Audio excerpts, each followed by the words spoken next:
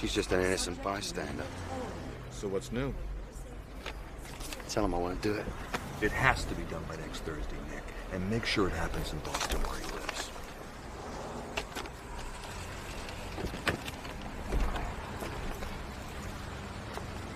I'll see you in London on Saturday.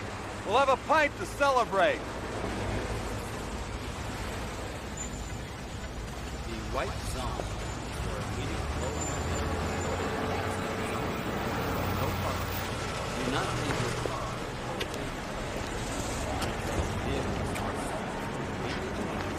Mr. Toomey! Mr. Toomey! Thank God I caught you! I checked over the figures on those foreign bonds you bought, and as it turns out, you haven't made $43 million. You've lost it. I know. You know? Of course I know. I'm the head of the bond department, aren't I? Talk to you from Boston. Mr. Toomey, you can't go to Boston. All these transactions were personally authorized by you. The board of directors will crucify you. I know. That's why I have to go. And I suggest you just relax, because everything's going to be fine. In fact, it's going to be wonderful. There's something strange inside that man's head. Later, Dinah. Now that I've given you a lift to the airport, you want to tell me why you're going to Boston? Doris, I'm not going to tell you, and you know Yes, but this is just so unlike you. Flying off to some strange city for no reason, not even telling your best friend why. AP Flight 29 to Boston. Oh, gosh, that's my flight. I gotta go. Bye. This is to announce the boarding of AP Flight 29 to Boston, departing from Gate 51. Bye.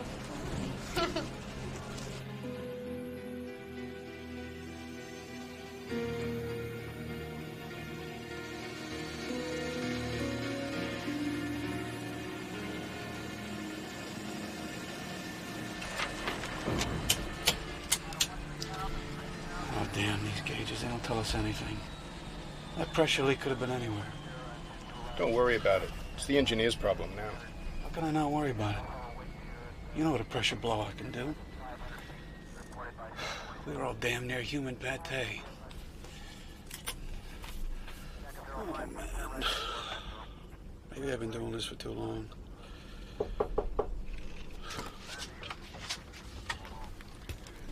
Captain Engel? Yeah, but I don't know what to tell you. We couldn't find that pressure leak anywhere. This isn't about the leak, Captain. Could I talk to you outside, please? Why? What's wrong? Outside, please.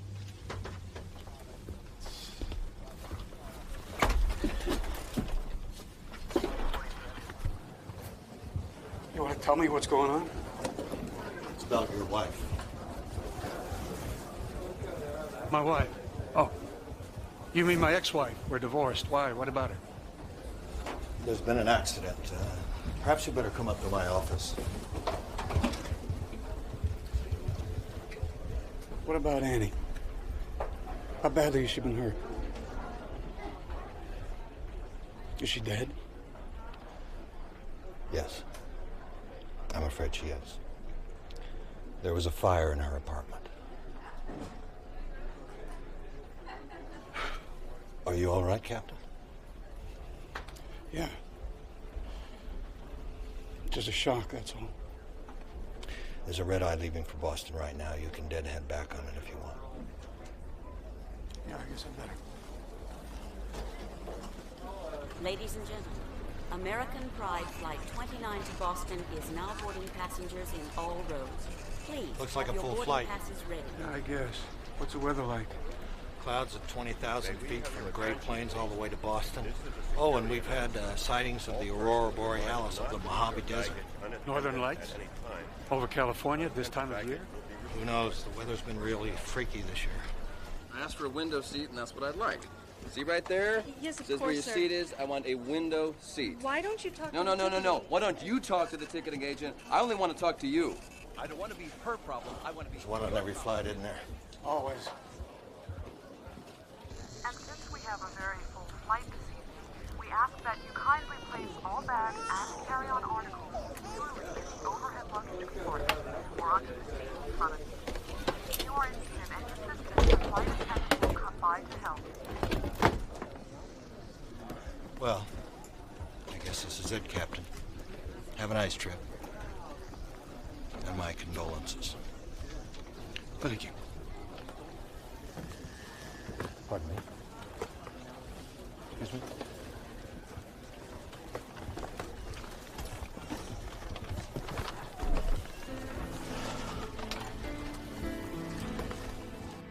Roger, American Flight 29, you're clear for takeoff. Have a good flight to Boston.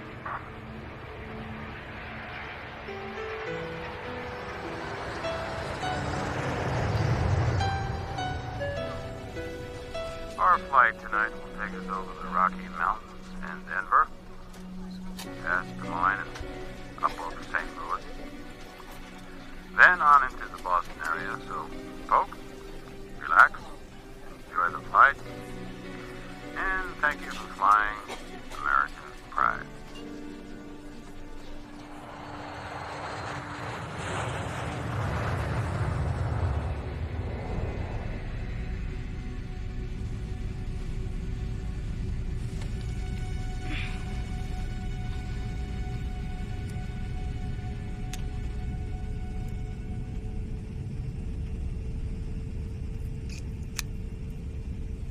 Aunt Vicky, could I have a glass of water, please? Aunt Vicky? Aunt Vicky?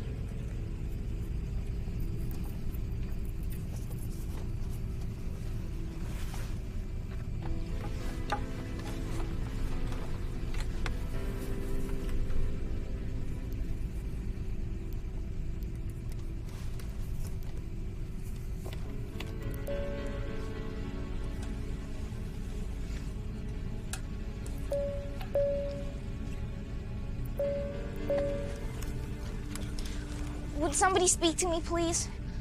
I'm sorry, but my aunt's gone, and I'm blind.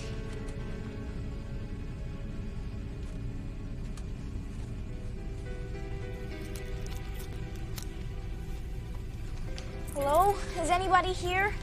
Anybody?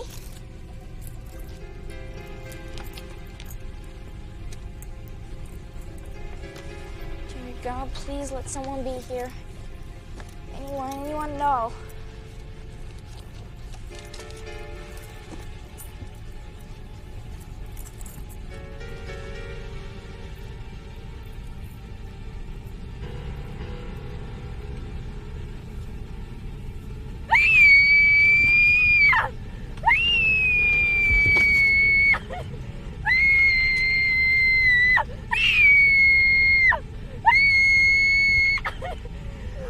It's all right. It's all right. It's all right.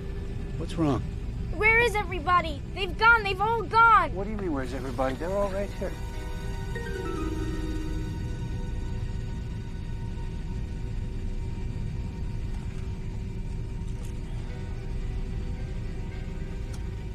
What happened?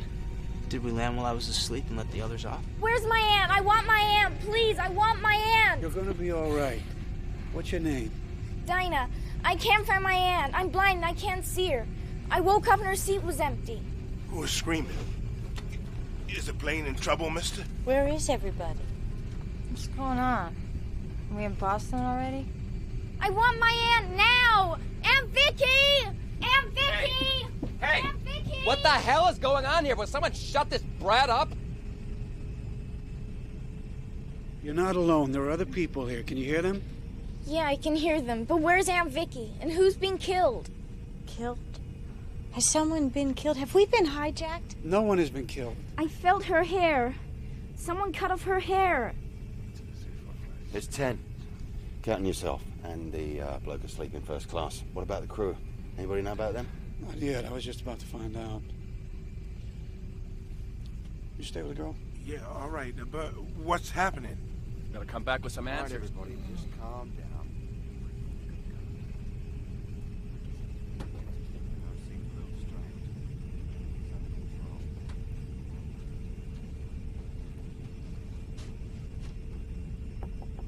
Hello, you guys. Open up. Hello. So what do you think happened? Do you think the plane landed and let the other passengers off? I don't know. I was asleep. You're a teacher, aren't you? That's right, sweetie, the 5th grade. How'd you know that? It's in your voice. Miss Lee, my teacher at the blind school, sounds just like you. Well, if you'll excuse me, I think I'm going forward to join our friend. I want to know what is going on here, and I want to know right now. Oh, nor am I a bit surprised.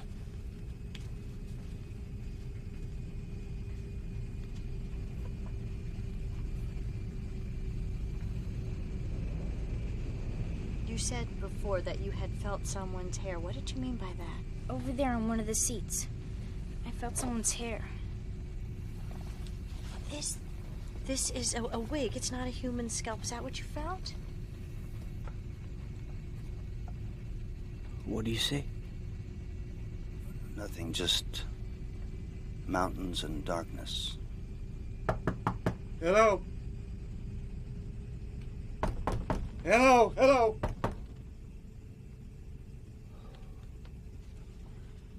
What's wrong? Flight crew disappeared with everybody else? Yeah, no, I don't know. They're not answering my calls and the door's locked from the inside. I was afraid of that. Sorry to get your wind up. Nick Hopewell. I am praying, sir, that the pilot's cap I noticed on one of the first-class seats belongs to you. It does, Captain Engel. But under the circumstances, you can call me Brian. I'll call you Savior. If we find what I expect to find on the other side of that door. Well, let's try and get it open, shall we? Okay. Let's see.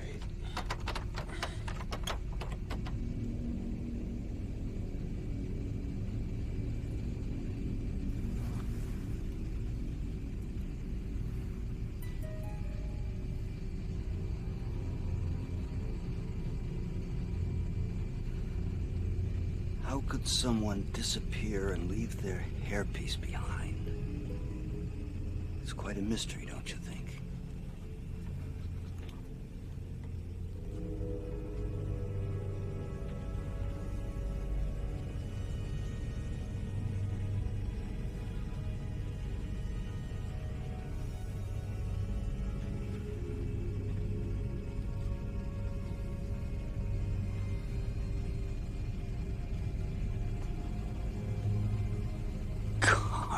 Yeah, you're not kidding.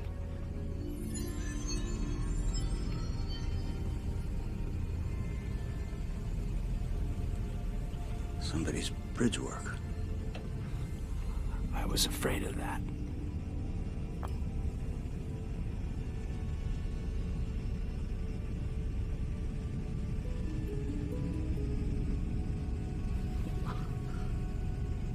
What's going on here? Hello? Excuse me. Come out from back there. Who's back there? Hi. Yeah. I'd like to know exactly what's going on, please. Currently? We're about to break the lock on the cockpit door. It seems our crew have abdicated along with everybody else. But we're in luck all the same. My new acquaintance here just happens to be a pilot. You work for American Pride, friend? Yes, I do. But I think what's important right No, now... No. I'm going to tell you what's important. No, I'm going to tell you what's important. You know what's important? I have a meeting at Boston's Prudential Center at 9 o'clock this morning. Promptly at 9 o'clock. That's what's important. Now, I booked a seat on this conveyance in good faith, and I have absolutely no intention of being late for that appointment. Wait. Now, I have 3 questions for you. Number 1, who authorized an unscheduled stop for this airliner while I was asleep? Number 2, where was that stop made? And number 3, why? Why was that done? You ever watch Mr. Spock on Star Trek? What the hell are you talking about? Just if you don't shut your cake hole, you bloody idiot, I'll be happy to demonstrate his Vulcan sleeper hold for you. Don't you talk to me like that. Do you know who I am? Of course I do. You're an obnoxious little twerp who likes to hide his fear behind aggression. No harm in that, but you are in the way. Listen to me. Listen! Oh, a nose hold. I can break it. Easiest thing in the world, trust me. I said I could break it. Do you understand? Signify if you understand. Listen to me. I haven't got time to discuss your business appointments, therefore I'm going to send you back to the cabin with this gentleman in the striped shirt. Don Gaffney. Mr. Gaffney will be your escort. Once you arrive in the main cabin, cabin, you will sit down in your seat, strap your seatbelt firmly around your middle, and keep your mouth shut. Do you understand? Oh, please favor me with a thumbs up if you understand. Jolly good. Now, I'm going to let go of you and your nose now. And when I do, if you so much as utter a word, a syllable, you will be investigating hitherto unexplored realms of pain.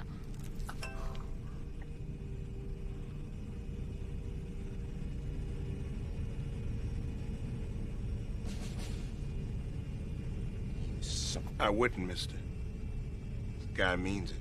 You better come on back with me. Bad idea. Come on. Hey, come on. Come on. Let's see if we can find something for that nose.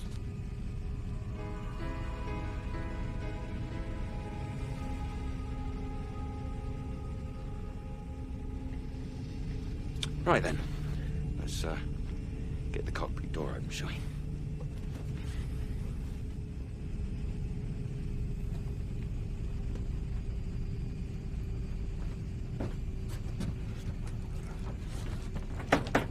Come on.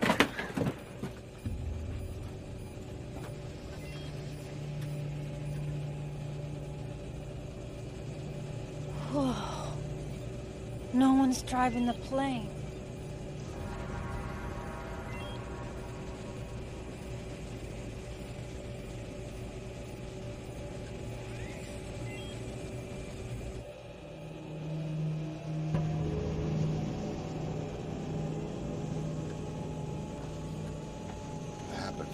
Wherever it was. Look there. I mean, look here.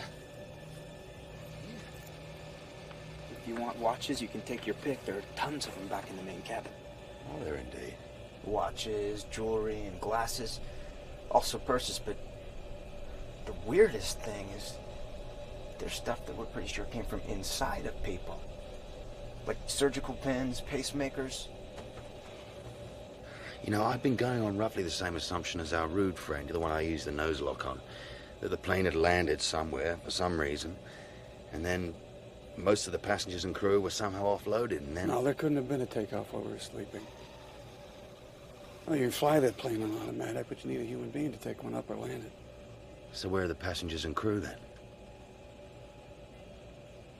I don't know. But I plan on finding out. Want to hand me that paper, please? Well, the altitude is right. 37,000 feet. We're on course. What are you doing? Figuring out our closest major airport.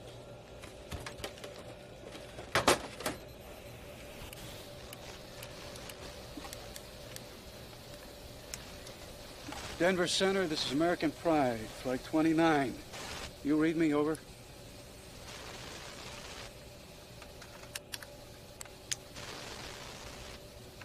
Denver Center, come in, please. This is American Pride, flight 29. Well, you have a problem.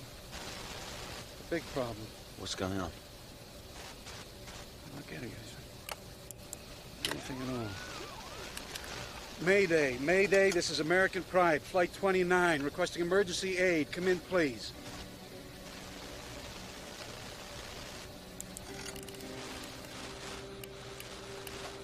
Unicom, this is American Pride, flight 29, requesting immediate radio contact. Over. Denver, come in. Come in, please. This is AP, flight 29. You answer me, damn it. Easy, mate. That dog won't bark either. What do they do down there? Have a nuclear war? Look, easy. Tell me what you mean. The dog won't bark. I mean, Denver Control, that dog. I mean, FAA Emergency, that dog. Unicom, which gives advisories at small airports, that dog too. This is the medium shortwave, man. People should be jumping all over this like frogs on a hot sidewalk. But I'm not even picking up static. The VOR beacon out of Denver, that's not working either. What does that mean? It means we have no radio. It means we have no Denver navigational beacon. And my board here says everything is peachy keen. Which is crap. It's gotta be. Hey, kid. Would you run back there? Look out the left side of the plane. Look behind us. Tell me what you see. My equipment says we're less than 50 miles south of Denver right now.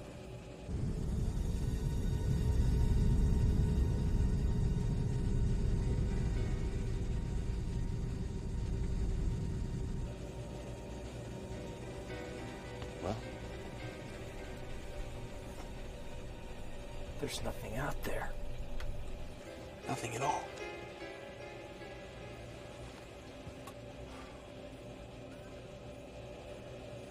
Denver's blacked out, isn't it?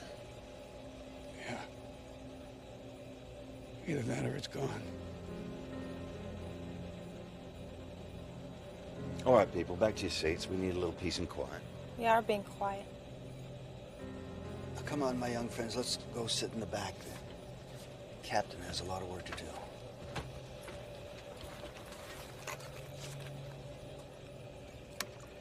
What are you doing? Using the military aircraft ban. Strategic Air Command is never off the air.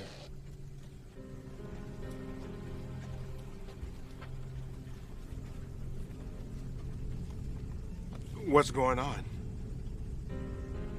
The captain and that British fellow are trying to raise an airport on the radio. I suppose that we should introduce ourselves.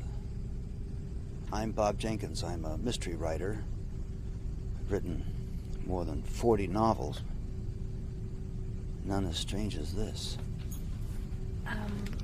My name is Laurel Stevenson, and I'm a school teacher in the San Fernando Valley. And this is the first vacation I've had in 8 years. What's the matter? My name's Dinah Bellman, and I'm on my way to have an eye operation in Boston. Afterwards, I'll be able to see again. Probably be able to see again. The doctors say there's a 70% chance I'll get some vision, and a 40% chance I'll get all of it. Albert Kausner. I'm on my way to the Berkeley School of Music. I play violin. I'm Bethany Sims. I was gonna spend a couple of days with my aunt in Worcester, Mass. Now...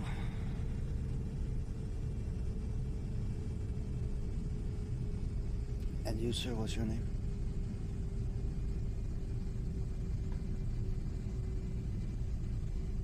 How about you? What's your name? I'm Don Gaffney. And what do you do? I'm a tool and die worker for Hughes Aircraft. I'm on my way to Boston to visit my first granddaughter. Okay, at least we've met. That leaves us with the $64,000 question. Where did everybody go, and why didn't we go with them?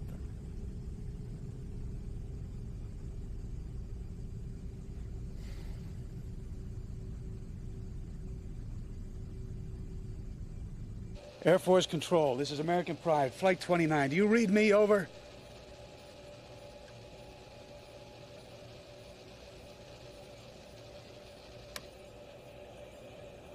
That dog won't bark either. We're all alone up here. Completely. Totally. All alone. You listen to me, my friend. We don't want to panic on our hands, do we? You've got 10 people on this airplane, and your job's the same as it ever was, to get them down in one piece. You don't have to tell me what my job is. I'm afraid I just did. You look a damn sight better now.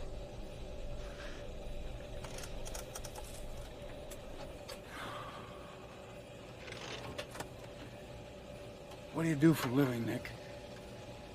And don't tell me you're an accountant.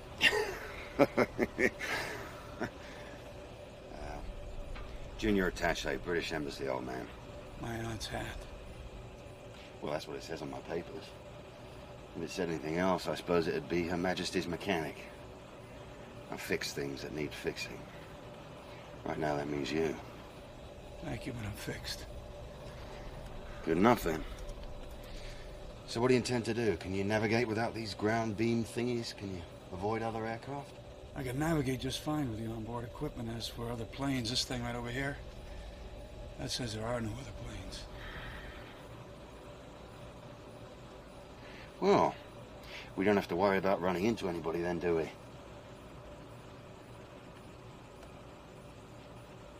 So what do we do now? On to Boston? Logan, at dawn.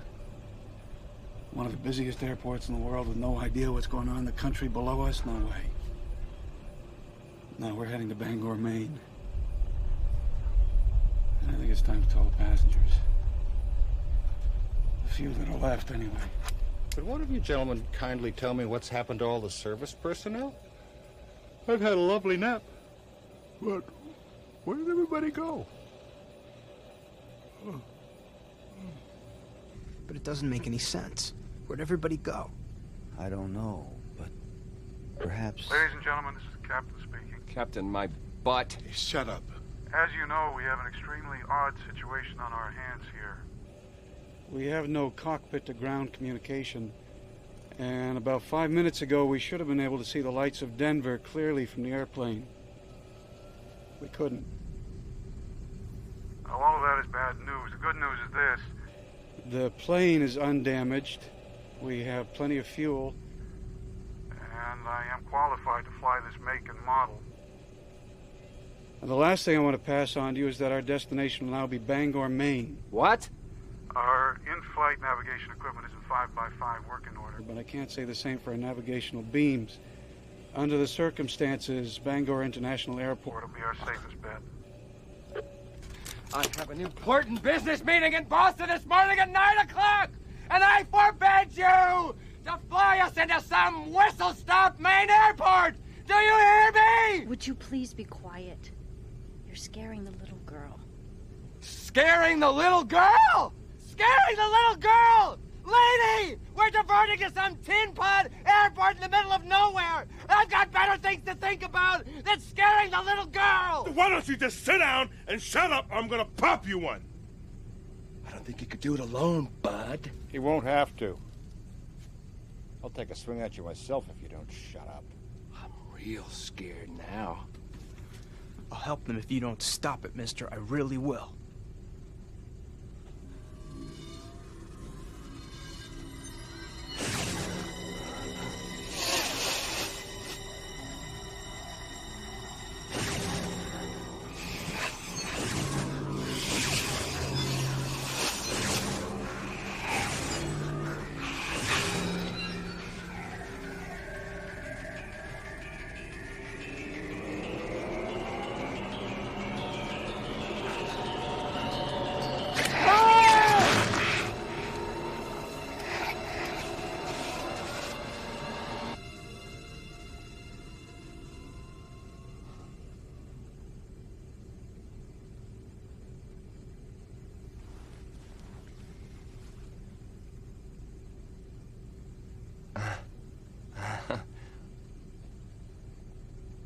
Okay.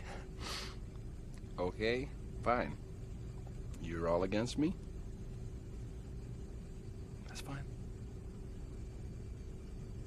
That's fine.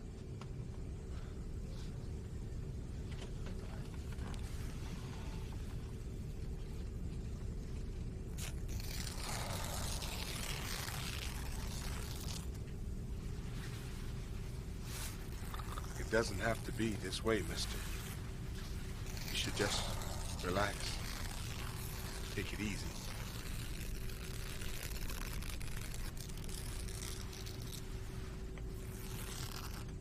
Anyone here know how to work this little oven up in the galley? I didn't think so.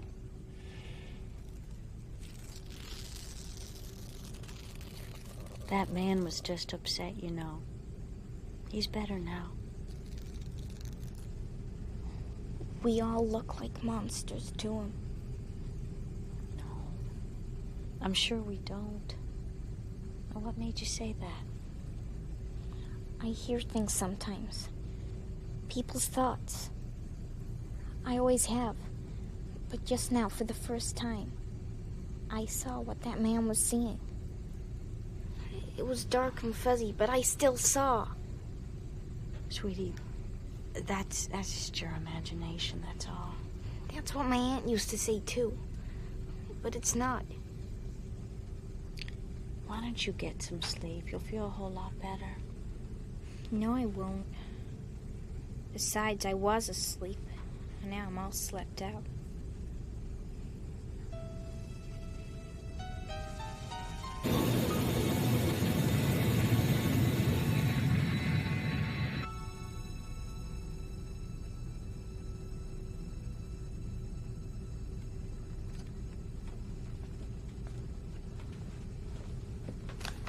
See anything?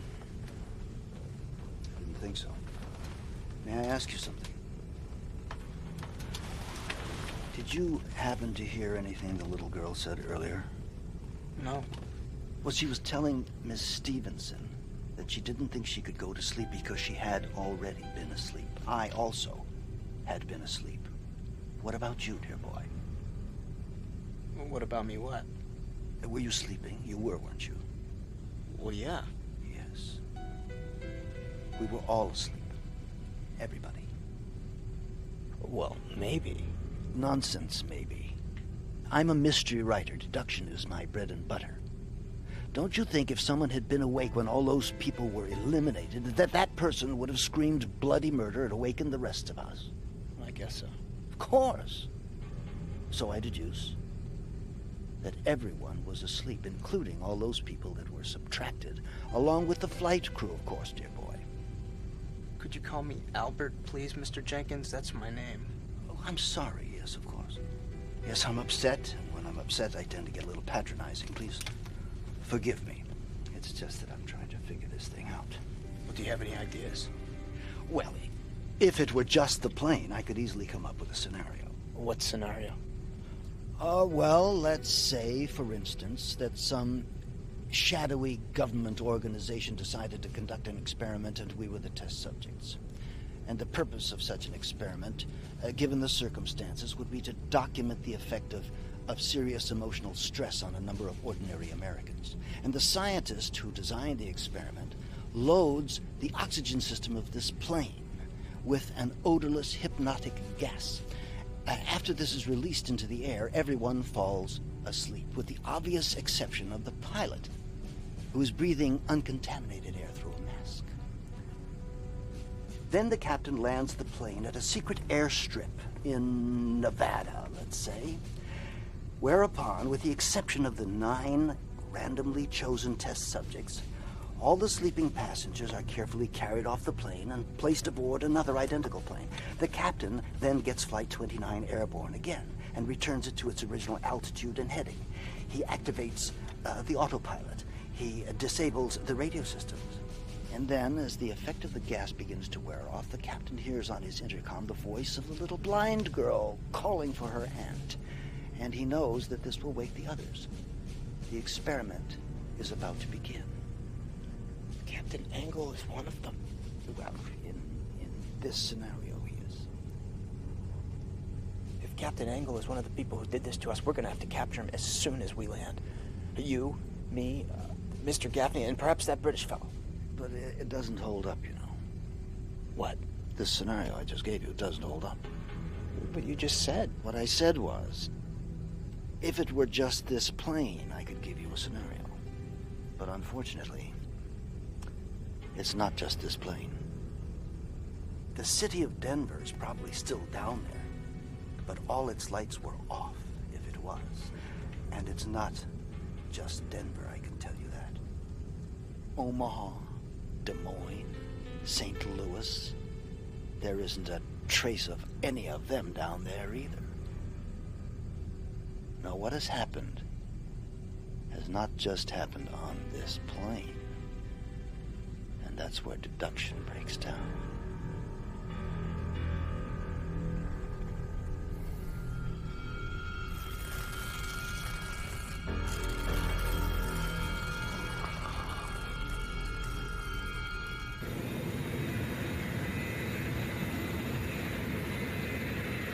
St. Louis Center, come in, please. This is American Pride, 29 Heavy. Repeat, American Pride, Flight 29 Heavy. Do you read me, over?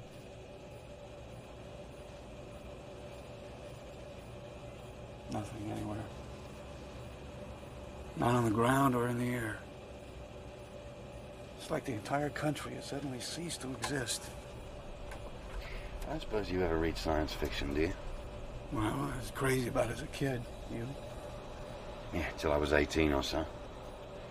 I've been sitting here running all these old stories through my head. You know, time warps, space warps, alien raiding parties. I mean, we really don't know if there's anything left down there, do we? Not with all this cloud cover. No, we don't. No, it might hold all the way to Bangor. With air traffic control out of commission, there's no way of knowing. Suppose you just took us down for a little look-see. No, too dangerous. With no ATC and no other planes to talk to. You can laugh at me if you want. I'm not laughing, matey. I'm far from laughing. Well, suppose we have slipped into another dimension, like in a science fiction story. How do we know what's down there? I mean, this Earth could have the Rockies in upstate New York. Well, we seem to have the sky pretty much to ourselves. Up here, that's true. Down there, who knows? And who knows is a very dicey situation for an airline pilot. So, for now we just go on. Right. And wait. Right again. Well, you're the skipper. That's 3 in a row.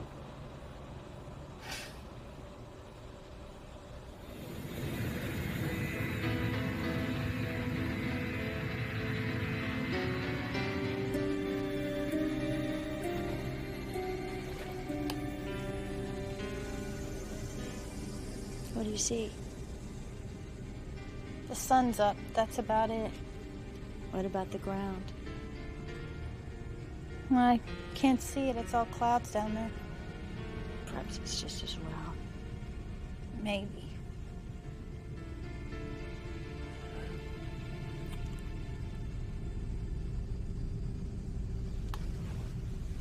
Feeling better? A little. I don't mean to pry. But... What? You can ask me what you want. Why did you lie about why you were going to Boston? How did you know I lied? I could hear it in your voice. I can hear lots of things. Maybe because I'm blind. I don't know, but I know you don't lie. Otherwise, I wouldn't have heard the difference. I was going to meet someone. A man named Darren Crosby. How did you come to know him? Well, that's the embarrassing part, and that's why I lied. I've never actually met him before. We started corresponding through a personal ad in a magazine, and I liked him. I mean, I liked what he wrote and what he looked like in his picture. So I agreed to fly to Boston to meet him. That's strange, isn't it? To fly all the way across the country to see someone you've never even met before. Yeah. But I just realized it didn't have anything to do with Mr. Crosby. It was really about me. I didn't want to play it safe anymore. I was trying to break out of the confines of my life and have an adventure. Well, I guess I got more of an adventure than I bargained for.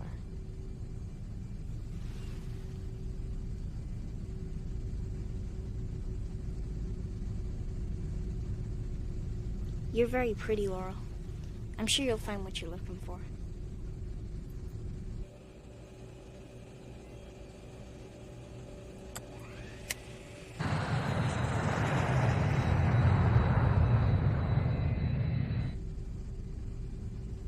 Do you think we're gonna be all right? I think so. I hope so. Kind of scared what might be under those clouds.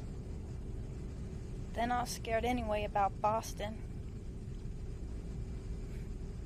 My mother all at once decided how it'd be a great idea if I went to spend a couple of weeks with my Aunt Shauna. I think the idea was for me to get off the plane and then Shauna pulls a string on me. What string? Do not pass go, do not collect $200, go directly to the nearest rehab and stay there till you've dried out. Everything just seemed so weird before that this just seems like more of the same. This is really happening, isn't it? I mean, I'm not just imagining it, am I? No. It's real enough, all right. Do you need a rehab, Bethany? I don't know. I guess I might. I used to just think it was party time, you know? All the booze and drugs I could get, but now, I don't know. But getting shipped off this way just makes me feel like a pig in a slaughterhouse chute. I'm sorry. I'm sorry too, but I guess this is the wrong time to worry about it, huh?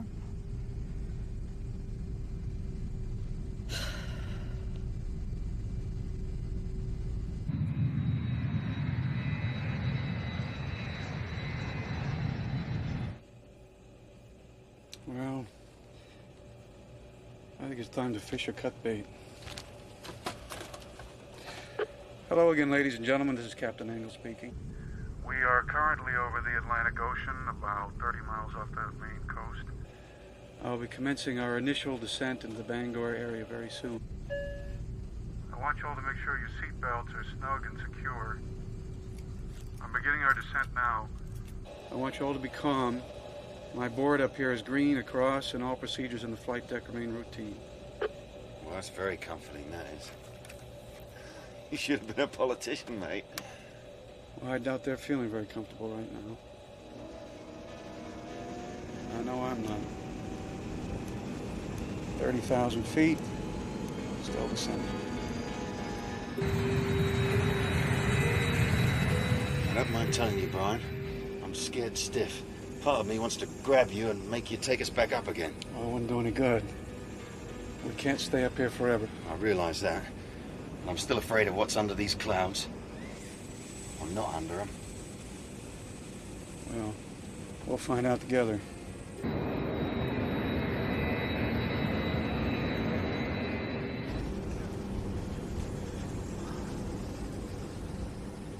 I figure we might as well all be together on this one.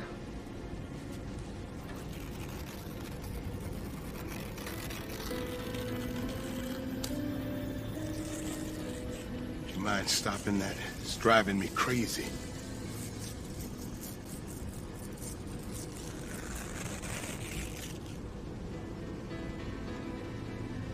Well, at least we'll be able to get some chow when we land.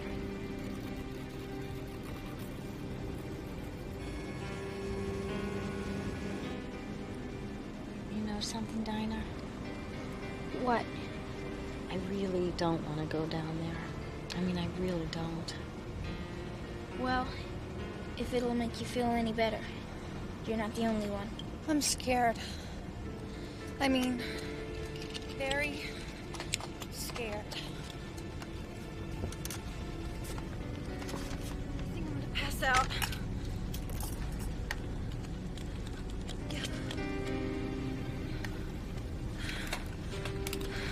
It's going to be all right.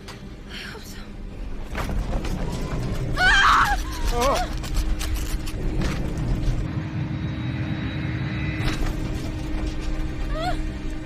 This is just ordinary. Ordinary turbulence, folks. Most of you have been through this before, so just remain calm.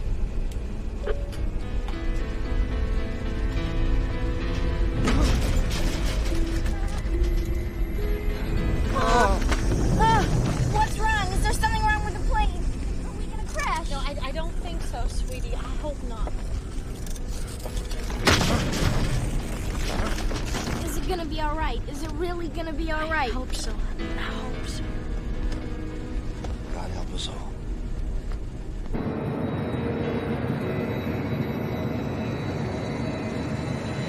Look, maybe this wasn't such a good idea, Brian. Maybe we should climb back up again and think about it, eh? Not enough time and not enough fuel.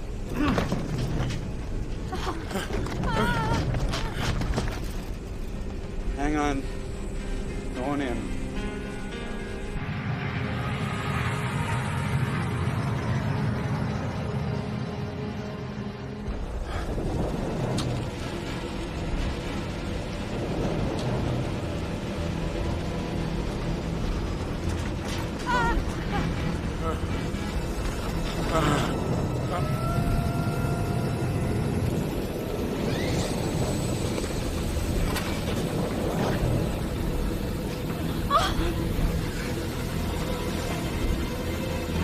Bethany! Bethany! Bethany! Oh, God, what the hell was that? Bethany! There's a drink trolley loose up front that probably rolled into the galley wall or something.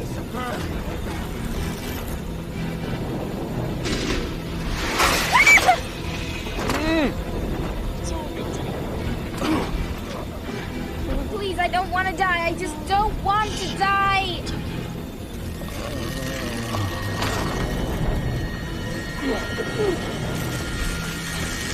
Let's quit it right now, you worm! I'm gonna take what's left of that magazine and stuff it right down your throat!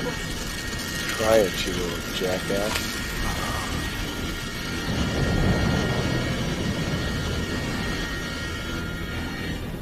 $3,000 feet.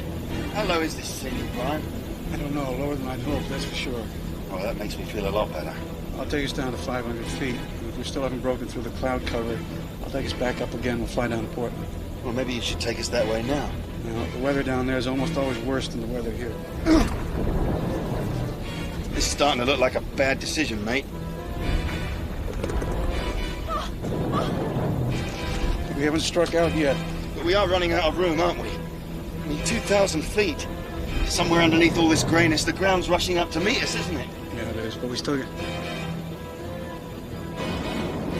There we go. We're coming through.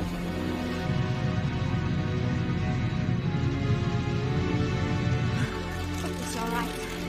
It's all right.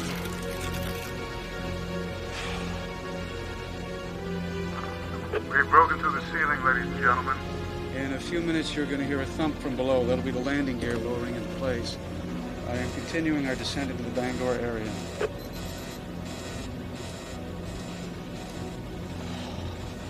Wish me luck, Nick.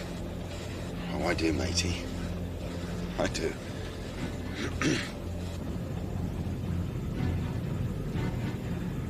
What do you see, Laurel? We're over land. I see a field and a forest and what looks like a pond. It's there, Dinah. It's all there. I'm sorry, miss, but you're completely wrong.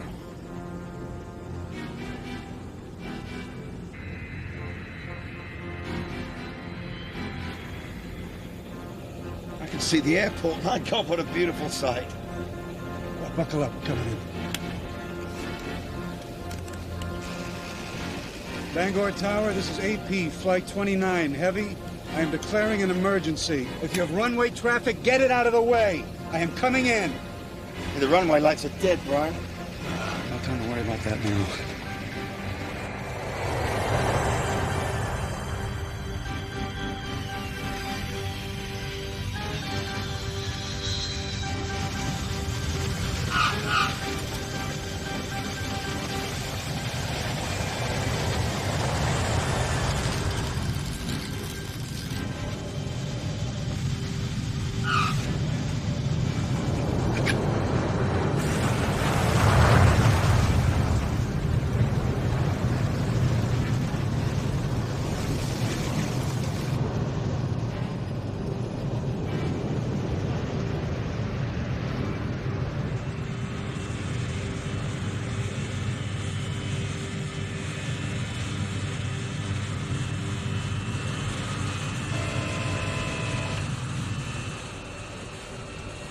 Routine landing. Nothing to it.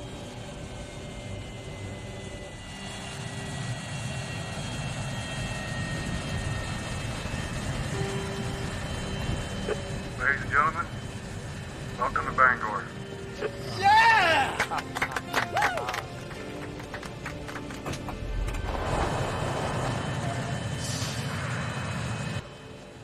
Thank you for that welcome, my friend. My deep appreciation stems from the fact that it appears you're the only one who's going to extend one. And this place is utterly, totally deserted. No, it can't be. Unfortunately, I'm afraid it is.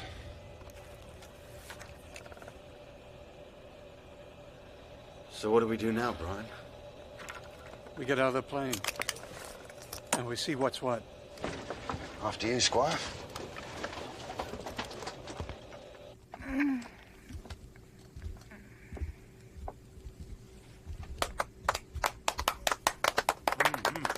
Okay. Yes. What is it? It's the pilot. It's the pilot that landed us safely.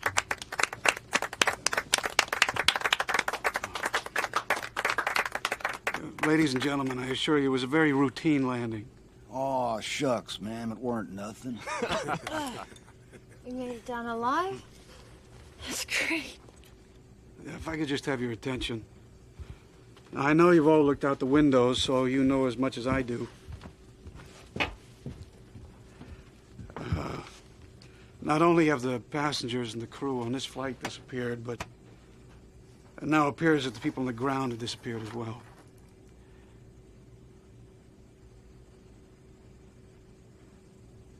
But logic suggests that since we survived, whatever it was, that others must have survived it as well. False logic. I think the best way of dealing with this is just to take things one step at a time. And the first step is exiting the plane. I bought a ticket to Boston, and Boston is where I'd like to go. Shut up.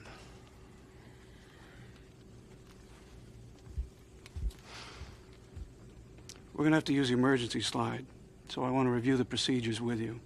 Now listen carefully, and then form a single file line behind me.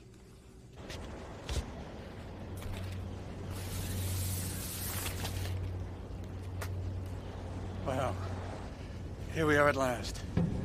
You know, there's something wrong with the air here, Brian. It's... What do you mean? I don't know. Poisoned? No, at least I don't think so. Just no odor, no smell. What? Is there something wrong?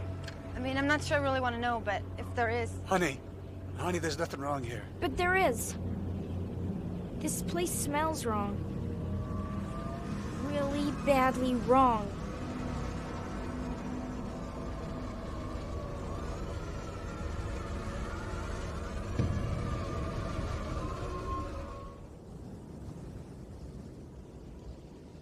Honey, we have to investigate. We don't have any choice. You understand that, don't you? Why? Why do we have to? There's no one here. Well, we really won't know that until we check, will we? I know already. Listen. There's nothing to smell and nothing to hear. No birds singing. No motors revving, no nothing. But what? Never mind. Well, what now, Captain? You tell me. Us. I suspect this is more your territory than mine. You realize I can turn you in for this, don't you? You realize I can sue this entire airline for $30 million and name you as primary respondent? Well, that's your privilege, Mr. Toomey. Craig Toomey. Mr. Toomey. Mr. Toomey, are you aware of what has happened to us? There are no excuses. Mr. Toomey? Just terrible. Mr. Toomey?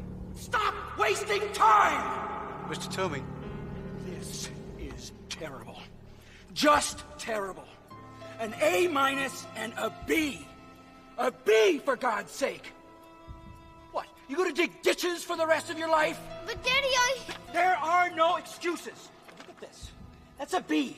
That stands for bum. Now, what happens to lazy bums who lie down on the job, Craig? The Langoliers get them? They do more than get them. They get them and they eat them. They tear into those lazy little boys with their dry, hungry, chomping teeth. No, Daddy, don't let them get me! They will get you unless you get with the program and stop wasting time. They will eat you alive! Alive and screaming! Mr. Toomey. Mr. Toomey? Stop wasting time, Craig! Mr. Toomey, are you listening to me? Of course I'm listening to you, and I know what happened to everybody here, these stupid, lazy people. The Langoliers got them. Pardon me? You know how important my meeting at the Prudential Center in Boston is? Do you understand that the economic fate of nations may hinge on this meeting, a meeting from which I shall be absent? Well, that's all very interesting, but really, right now, I don't have the time. Time! What the hell do you know about time? Ask me about time! Ask me! Time is short, sir!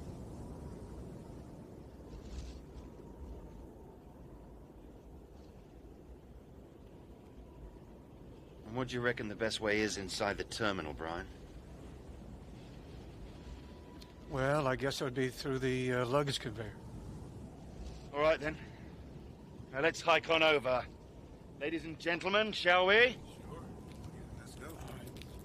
Let's go. Mr. Toomey? Let's keep together, please. Why don't we see if we can get something See to the opening eat? there? If there's a restaurant.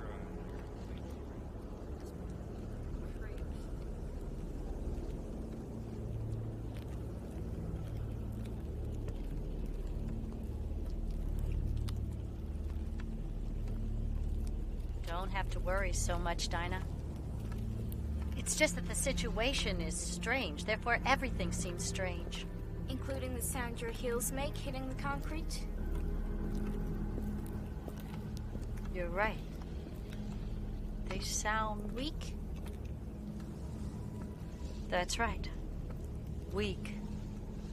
Almost as if they don't have any strength.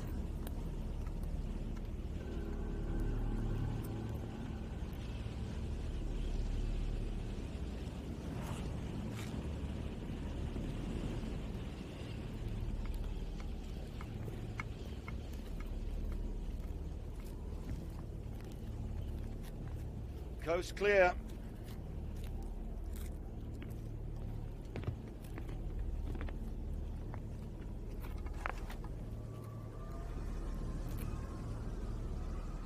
It's really wrong here.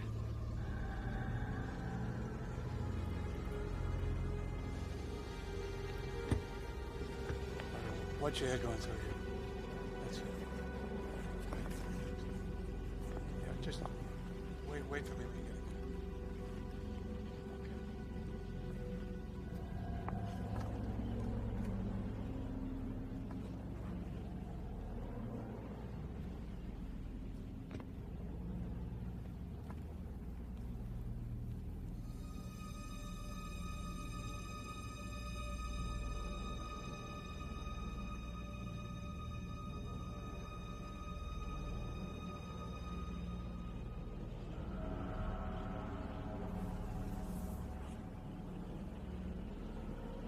Right then. Let's try the telephone, shall we?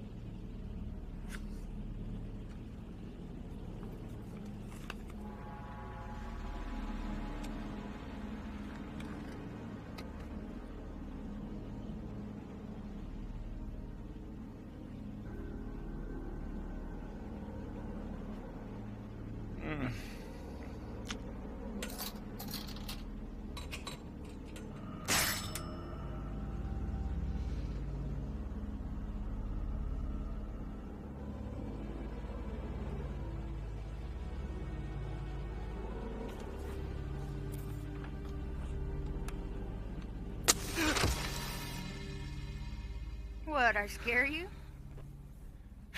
A little. God, at least that's better. Didn't dare do it on the plane. I thought I might blow something up.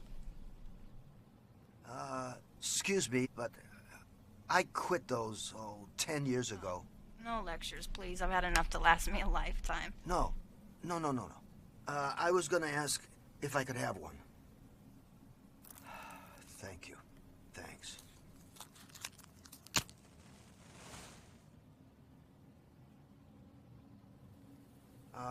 Albert. What? God, you have been away. Here. Now I know why I quit him. God. Albert, what time's your watch say? 8:45. Yeah, so does mine. But I don't trust it. It feels much later than that to me. You know, it does.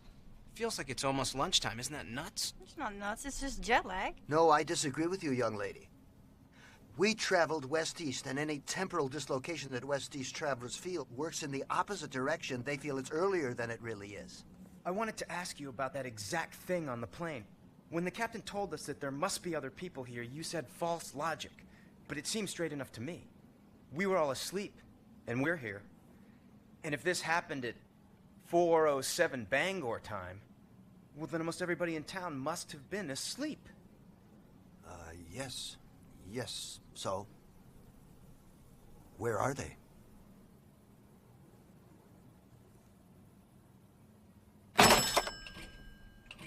It's a washout. They're all dead. No dial tone, no operator, nothing. You can have the sound of no phones ringing to that of no dogs barking, Brian. So what do we do now? Let's go upstairs. That's where the restaurant must be. You know, you got a one-track mind, mister. In the first place, my name is Rudy Warwick, not Mr. Sorry. And second, people think better when their stomachs are full. It's a law of nature. I agree with Mr. Warwick. I think we could all use something to eat. Yeah, why not? I'm starting to feel like Robinson bloody Crusoe anyway.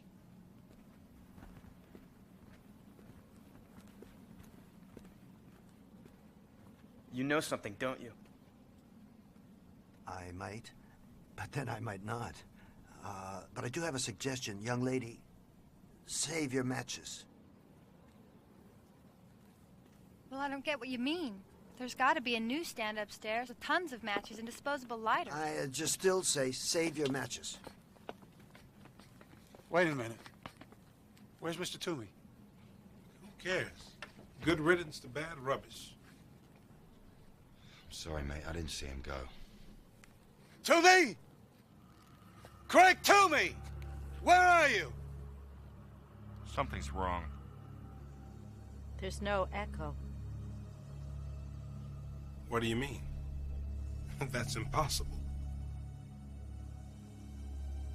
Hello? Is anybody there? Hello? Is anybody there?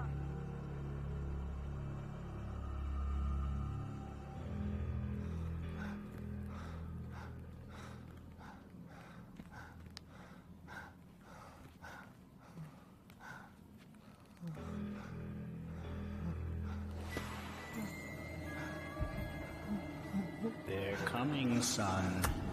The Langoliers are coming. No, no one is coming. They're coming for you. You've been bad. You had an appointment in Boston, and you skipped it. No, it wasn't my fault. I was kidnapped. There are no excuses! Lying down on the job is lying down on the job. I don't want my job. What? I don't want my job, and I don't want my life. Since I was 5 years old, you've been loading on the pressure, seeing if you could make me explode. Well, I am going to explode, Father, and I don't give a damn. You know what I did? I bought $43 million worth of bonds I knew were total garbage. You did what? I burst on a target on my own head. I want out. I want out. Get a hold of yourself, for God's sake! Now, are you ready to get with the program? Why can't you love me and leave me alone? Love is not part of the big picture! Now, are you gonna look at the big picture, or do I have to let them have you? No, they don't even exist. They exist. No. They were here, and they'll be back. They'll be back for you, you lazy sack of dirt! What can I do? What can I do? What can I do? What can I do? You do whatever you have to do, and you get to Boston! Because if you don't, Craigie Waggy, they are gonna chew the eyes right out of your head. Daddy, no, make them go away! Make them go away, please! Just make them go away! Make them go away! Okay?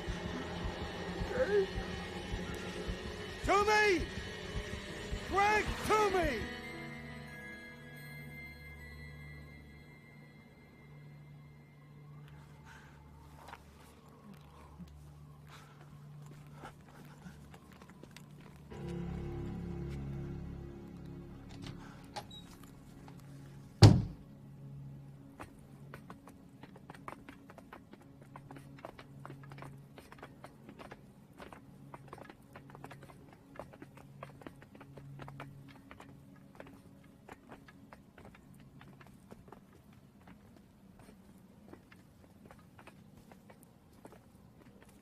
Okay, let's go.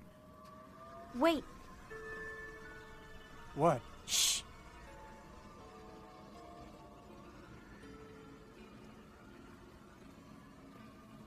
There. There, I feel the light.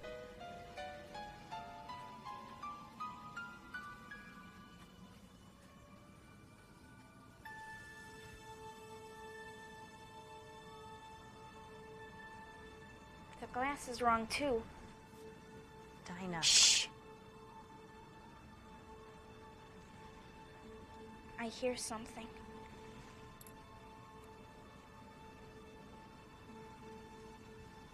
There's nothing out there. Dinah, it's your imagination, that's all. Dinah, tell us what you hear. I don't know. It's very faint. I heard it when we got off the airplane. And then I decided it was just my imagination. Now I can hear it even through the glass. It sounds a little like Rice Krispies after you pour in the milk.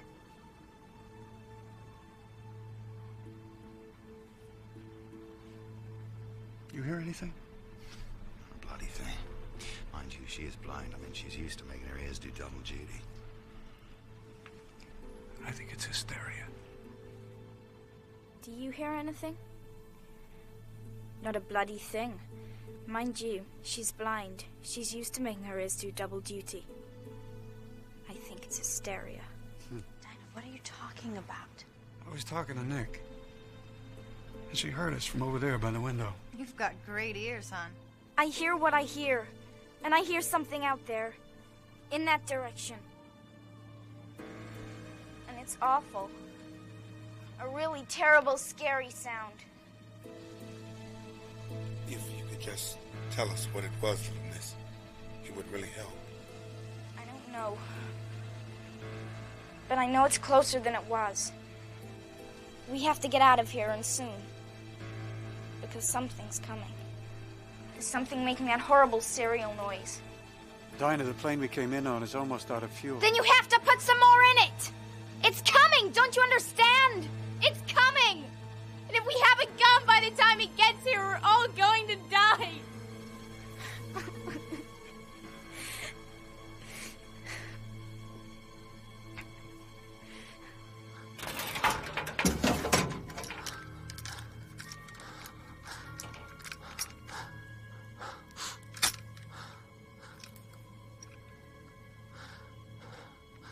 I don't want to hurt anyone.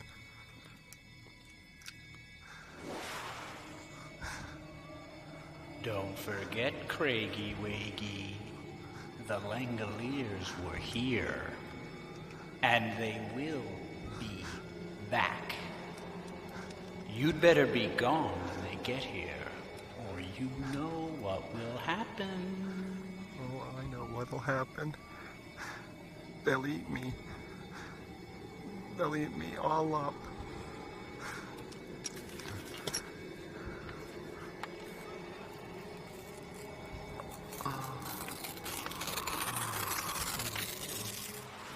Well, look, this is an airport. There must be other planes with fuel in them. If we find one, can you fly it? Yes. There's just one little problem. Where exactly should we go? Away. Away from that sound. Is it closer now than when you first heard it, Dinah? I don't know. I think it's still far, but I can't be sure. Then I think we should do what Mr. Warwick has suggested. Let's find the restaurant, have a bite to eat, and then we can figure out what's going to happen next. Who elected him leader of the group? We better go along. I think he really knows his stuff. What kind of stuff? I don't know exactly, but... well, I think it's worth finding out. Well, come on. Right. I'm starving. Let's see what they got.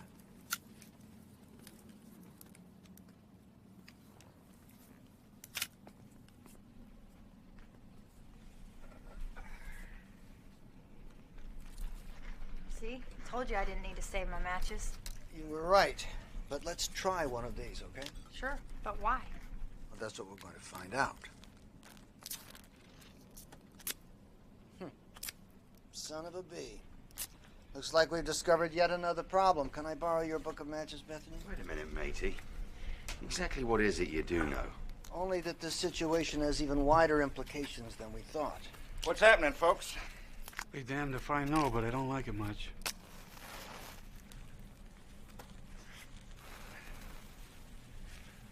Huh. Even that's more than I expected. All right, tell us about it. I know you... It's spoiled. Damn, I hate that. Spoiled? No. No, I doubt that.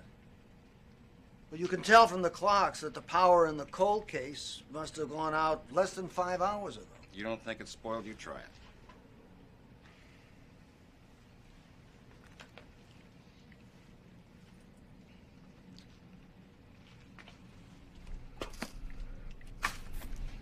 That's not spoiled. It's just tasteless, like chewing paper. But I can understand why you might have thought that it was spoiled. It was spoiled. Try your beer. See how that is. I don't want it anymore. Here, give it to me. I've drunk 'em warm before. It don't cross my eyes none. Damn. Flat. Flat and tastes like an old tire. Oh, good. That's good. Flat, that's something we can see. Can you get some more beers and some soft drinks from the cold case over there? You can't dilly-dally any longer, Craigie Wiggy. You have to get to Boston, and you have to do it now. I don't want to shoot you, but I will if I have to. I don't want to shoot you, but I will if I have to. Yes, I will.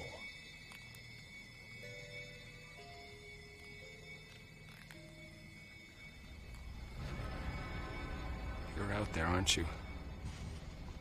You ate up all the useless, lazy people, and now you're coming back for me. But I'll be gone by the time you get here. I'm going to Boston.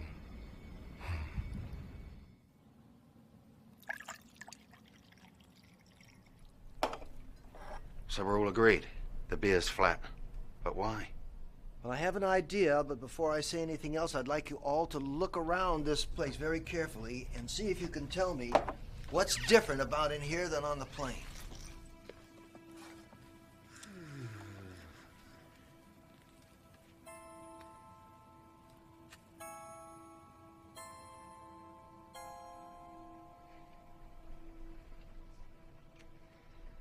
The rings. The wallets, the purses, the surgical pins. None of that stuff is here. Correct. That's 100% correct. As you say, there's none of that stuff here. But when we woke up, it was on the plane. Why isn't it here? Maybe nobody was here when it happened. No, that's nonsense.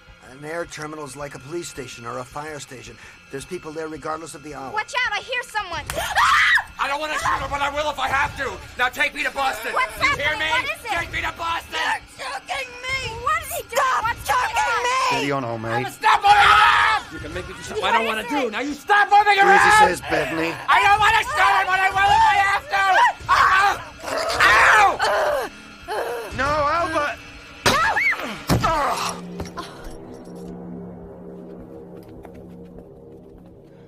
I think I've been shot. Albert! It's all right, Albert. Albert? Albert, you all right? Kid, you all right? How bad am I hit? Were you able to stop the bleeding? Oh, I think you'll live, old son. Here, souvenir for you. Found it on the floor. It must have hit you square in the chest and bounced off. I was thinking of the matches. I sort of thought it wouldn't fire at all. That was very brave, Albert, and very risky. God, what if I'd been wrong? You almost were. A little more pop, and Albert here would have had a bullet in his lung. Okay? All right. So here's what we do, Mr. I thought it was really brave. Did you pass me that rope? I mean, incredible. Something strong. It wasn't much. I don't want him moving at all. Oh. Hold his hands for me. Say, I didn't kill that guy, did I? I hit him pretty hard. He's out like a light, but he's still alive. Oh, his pulse is strong and regular. He'll live. He'll just wake up with a bad headache. In the meantime, I think it might be wise to take a few precautions, don't you? Do you have to be so rough? Yes. If you want him safely secured, you do want him safely secured, don't you? All right. Just like one of Father John's Christmas turkeys. Neatly trussed. Now, where were we before we were so rudely interrupted? Let me up. Let me up. Let me up right now. Shut up! Stop it! Hey, what do you have to do that for? Now listen to me. You need waking up, fellows and girls, and I haven't got the time to do this gently. Dinah says something's coming towards us, rather nasty, at a rate of knots, and I, for one, believe her. Now, having a knowledge of what it is may not save our lives, but I'm bloody sure that a lack of it's going to put an end to us. And soon. Anybody disagree? Jolly good. Mr. Jenkins, pray continue. I'm sorry, but I write about these things. I just haven't taken part in them. Until now, that is. I think you're doing great, Mr. Jenkins. And I like listening to you, too. It makes me feel better. Oh, well, thank you. Thank you. That's very nice of you to say that, Dinah. I think I found a fallacy in our thinking, and it is this. We all assumed, as we began to grasp the dimensions of this event, that something had happened to the rest of the world. But the evidence doesn't bear that assumption out. What has happened to us. And us alone. I'm convinced that the world as we know it is ticking along as it always has. But it's we, the 10 survivors of Flight 29, who are lost. Please tell us what you know, Mr. Jenkins. I can't help but feeling that we're running out of time and fast. Yes, of course. There's no mess in here, but there's a mess on the plane. There's no electricity in here, but there's electricity on the plane. Neither of these are conclusive, of course, but then there's the matches. Bethany had her matches on the plane. They work fine. The matches in here, they just fizzle. The carbonated drinks are flat. The food is tasteless. The air is odorless. And sound fails to reverberate. Then we have a madman. He fires a gun, and the bullet travels mere inches, and it has no force. Then, of course, there's the weather. What about it? Well, there's a strong wind blowing out there in heavy gusts. And yet there's a low cloud cover that doesn't move at all. It's frozen in place. I think the weather patterns are stopping, or they're running down like an old pocket watch. Which brings me right to the very hub of the matter. I said not 15 minutes ago that I felt it was lunchtime. Well, now I feel it's a lot later than that. I feel it's 3 o'clock, 4 o'clock in the afternoon. And I have a terrible feeling that we're going to see it getting dark outside before our watches tell us it's 9:45 in the morning. Please, Mr. Jenkins, can we get to the point? Well, the point is that what we're dealing with here is time. Not to mention, as Albert has suggested, let's say that every now and then a hole appears in the stream of time. Not a time warp, but a time rip. A rip in the temporal fabric.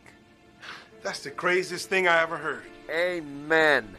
Mr. Gaffney, what's happening to us, the situation that we're in, this is crazy. Go on. Well, let's say that such a rip in the fabric of time does occur now and then. It would be similar to certain rare weather phenomenon that are reported, like upside-down tornadoes and circular rainbows and daytime starlight. The Aurora Borealis. What? There was an Aurora Borealis over the Mojave Desert when we left LAX. We were supposed to fly right into it. Well, that's it. That's it. An aurora over the desert.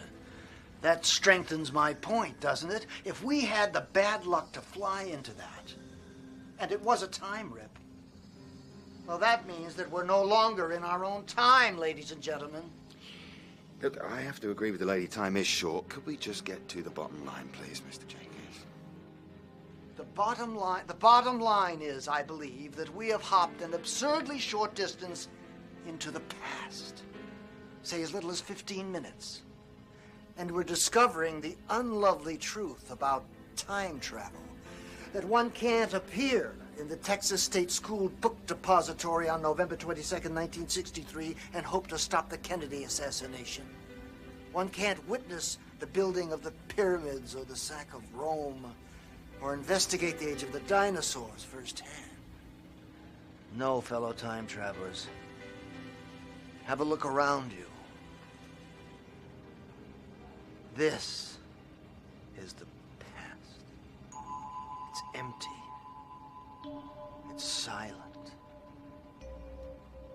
It's a world with all the meaning of a discarded old paint can.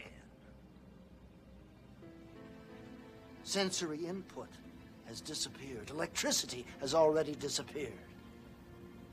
And time itself is winding down in a kind of a spiral that's going faster and faster. But what about us? If this place is winding down and we're caught in it, I suppose we'll wind down with it. Or else wink out of existence like the other passengers on our flight.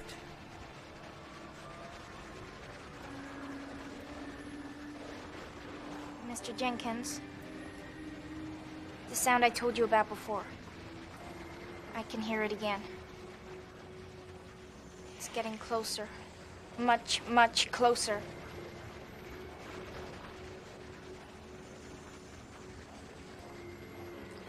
I'm going back out to the windows.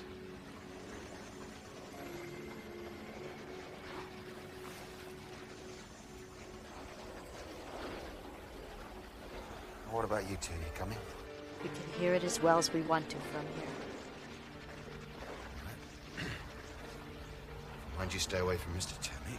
Stay away from Mr. Toomey.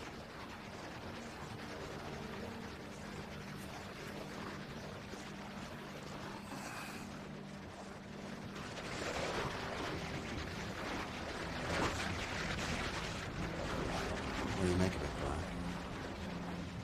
Brian? All I know is it's the only sound in town. No, it's not in town yet. But it will be, and soon. Dinah's right. We gotta get out of here, and we gotta get out of here now! Yeah, but where do we go? Atlantic City, Miami Beach, the nearest spa? Captain, you're suggesting that there's no place we can go. I hope that you're wrong about that. First, I have a question. Is it going to be possible to refuel that plane even though there's no power? Yeah, they have fuel pads in the ground next to the jetway out there. They should be full. But even if we do refuel the plane, then what? Then we take off again. The sound is coming from the east. The time rip was several thousand miles to the west. Can you retrace our original course? Yeah, I can, but why? The time rip might still be there. Don't you see? We might be able to fly right back through it. He might have something there, Brian. He just might. Yeah, he might. He might, or it might not. It doesn't really matter, because we're not going anywhere in that plane. Why not? If we can refuel it, then why... Remember the matches? The ones from the bowl in the restaurant, the ones that wouldn't light? What? What about them? Well, don't you see, mate? If the matches won't light and the beer's flat... Then jet fuel won't burn. It'll be as used up and as worn out as everything else in this world. I might as well fill up those fuel tanks with molasses. You mean we're stuck here? With that noise coming closer and there's no way out?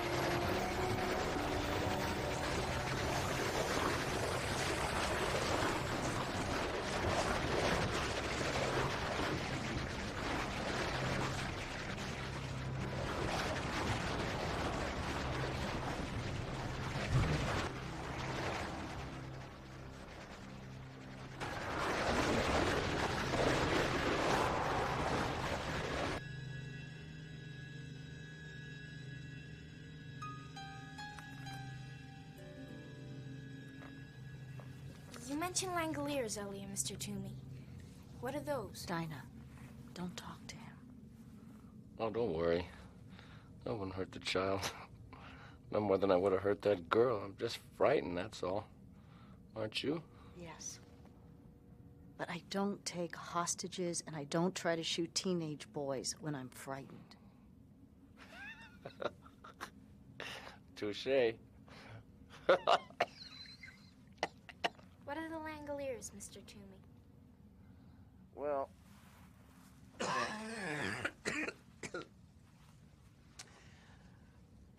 I used to think that they were make-believe, but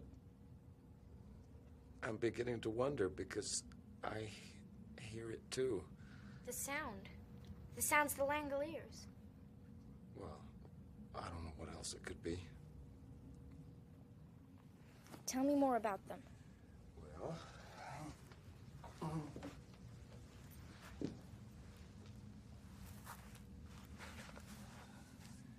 My father used to say that the Langoliers were little creatures that lived in closets and sewers and other dark places. Like elves. No! No, not like elves. Nothing quite so pleasant, I'm afraid. He said that all they really were was hair and teeth and fast little legs. And oh, those little legs had to be fast so that they could catch up with all the bad little boys, no matter how quickly they scampered. Stop it. You're scaring her. No, he's not. I know make-believe when I hear it. I think what Laurel means is that I'm scaring her. Well, my dad said there were thousands of Langoliers. There had to be thousands of them, because there are millions of bad little boys and bad little girls scampering all over the world. Oh, my father loved that word, scampering. I think because it implies senseless, directionless, unproductive motion. Because the Langoliers, they run. They have purpose. In fact, you could say that the Langoliers are purpose personified. What did the kids do that was so bad the Langoliers had to run after them? Well, I'm glad you asked that question, Dinah. Because when my daddy said someone was bad, he meant that that person was lazy. And a lazy person couldn't be part of the big picture. Because in my house, you were either part of the big picture or you were lying down on the job. And if you were lying down on the job and you weren't part of the big picture, then the Langoliers would come and take you out of the picture, take you out of it altogether. He said you'd be lying in bed one night and you'd hear them coming towards you, crunching, jumping, smacking. Stop it! That's enough.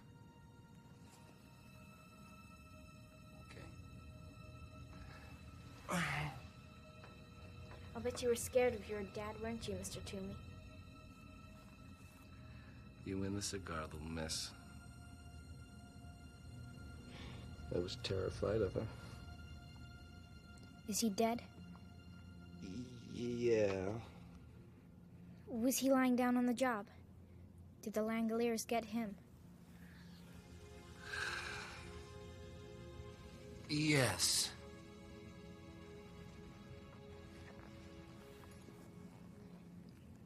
Mr. Toomey? What? I'm not the way you see me. I'm not ugly. None of us are.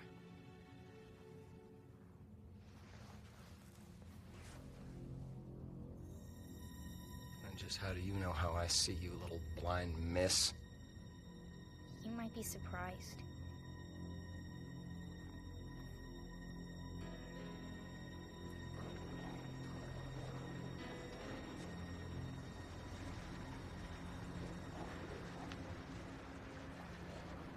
Okay, so what do we do now? I don't know.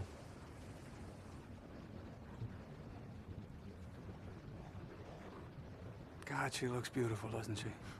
Yeah, especially compared to everything else around here. Brian, exactly how much fuel do we have left? Well, when we landed, I had less than 5,000 pounds. To get back to where this happened, I'd need at least 100,000.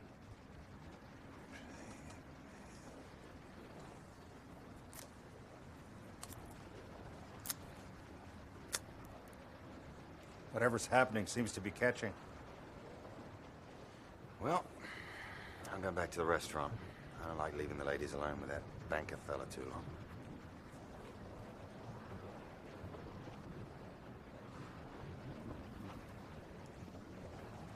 Come on. Oh, wait a minute.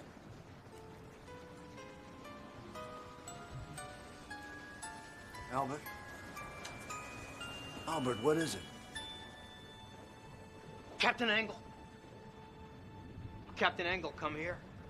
I think I have the solution to our problem.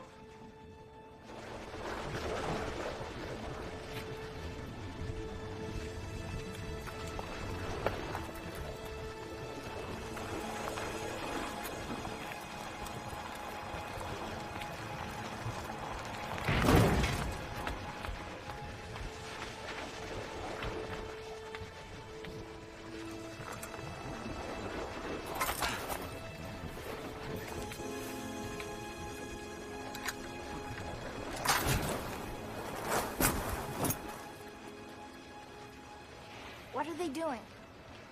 Well, they've taken the slide away and they're putting the stairway by the door. And now they're going up. Are you sure you don't have any idea what they're up to? All I know is that Albert went nuts. He kept saying something about the plane being more there. I didn't get it. He just was really jabbering. I just hope they hurry up. Because poor Mr. Toomey's right. The Langoliers are coming. Sweetie, that's just something his father made up. Maybe once it was make-believe. But not anymore.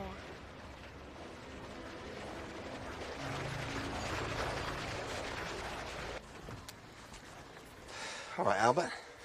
On with the show. Exhibit A, the book of matches from the restaurant.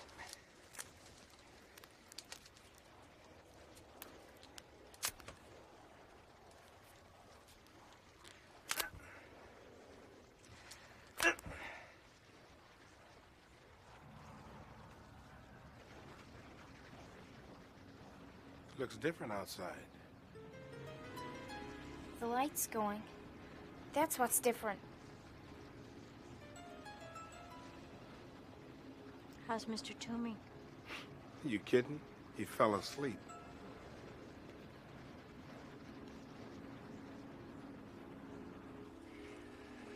I guess that's it.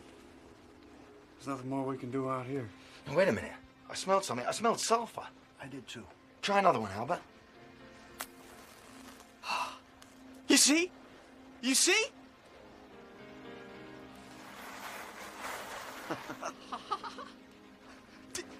Do you see what it means? We brought our own time with us. That's the past out there and everywhere, I guess, east of the hole that we came through. But the present is still in here, still caught inside this airplane. That's why it looks brighter, more alive than anything else here. Bravo, Albert, bravo. Try the beer.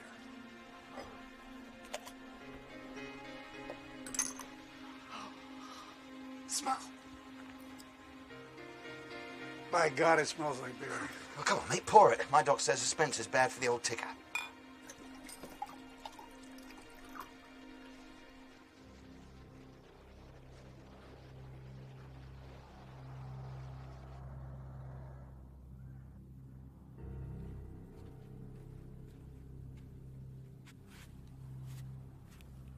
Hey, you awake?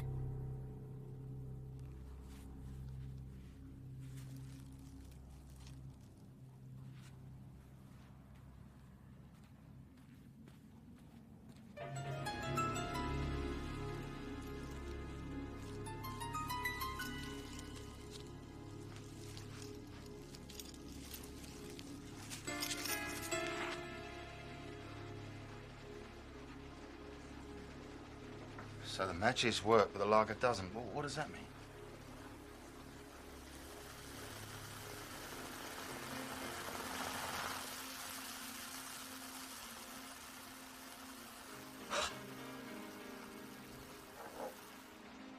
Apparently, it takes a moment for things to catch up. Oh, that's excellent. That's the best beer I ever had in my life. Oh, you're right. It's bloody marvelous. Yeah, try the soda.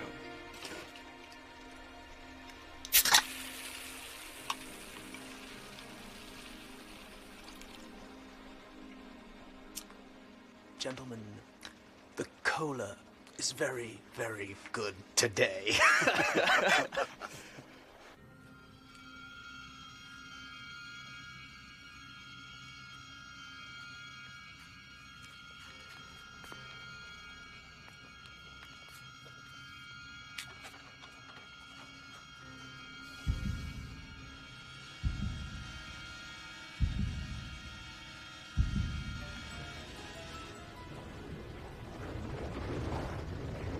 Christ almighty, it's dark. He's supposed to be watching the night.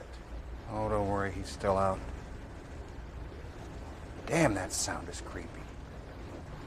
It's like a bunch of coked-up termites in a balsa wood glider. I think we ought to check on Mr. Toomey. I'm worried about him. But if he's unconscious, there's nothing we can do about it. I don't think he is unconscious. I don't think he's even asleep. All right, let's go see.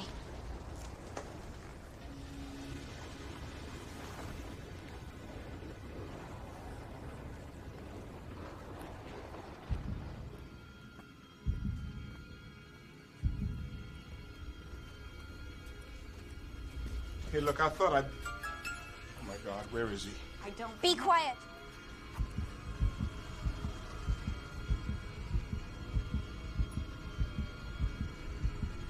There. He's hiding over there. Behind something. How do you know that, little miss? I don't hear a thing. I do. I hear his heart. It's beating very fast and very hard. He's scared to death. I feel so sorry for him. Mr. Toomey, please come out. We don't want to hurt you. Mr. Toomey. Mr. Toomey, please don't be afraid. Come in.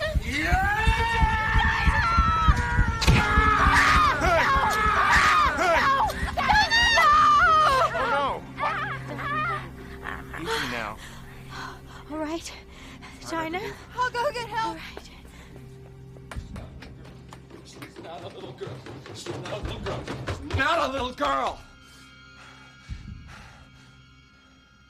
She's the head Langolier. She's calling the other Langoliers with her dead, blind eyes.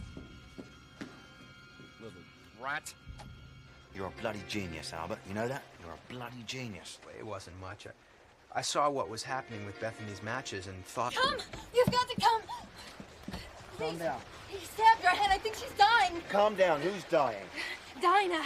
The blade broke off in her chest. Mr. Toomey did it. Bloody hell. Albert, you come with me. Brian, get the engines warmed up and keep her here till I get Dinah aboard. Mr. Jenkins, bottom of the stairs, keep an eye out for Mr. Toomey. Come on, Albert. You okay?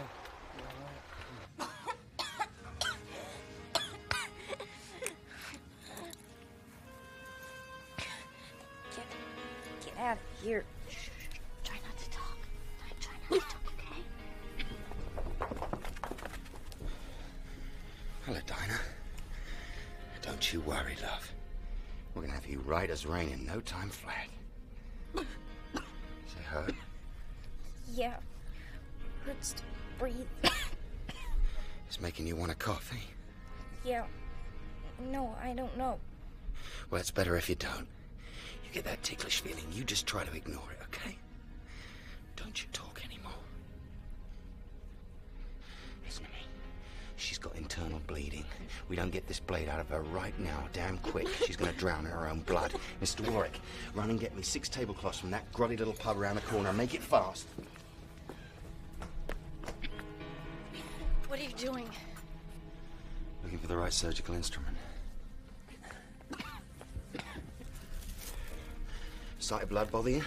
I can handle it if I have to. Good. You're gonna be my nurse then. Okay. You're gonna be all right, Dinah. I'm gonna fix you up good as new, I promise. You're closer. You really, really have to hurry. I know, love. I know.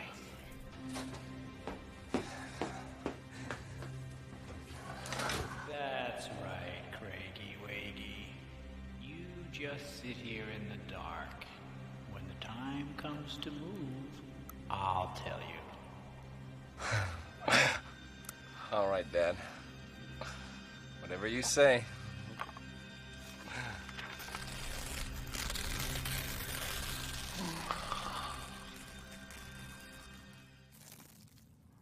Right. We're gonna need a stretcher to take her aboard the plane. Albert, you and Mr. Gaffney are designated stretcher finders. Mr. Gaffney, I think if you look behind that counter, I think you'll find 2 very sharp knives.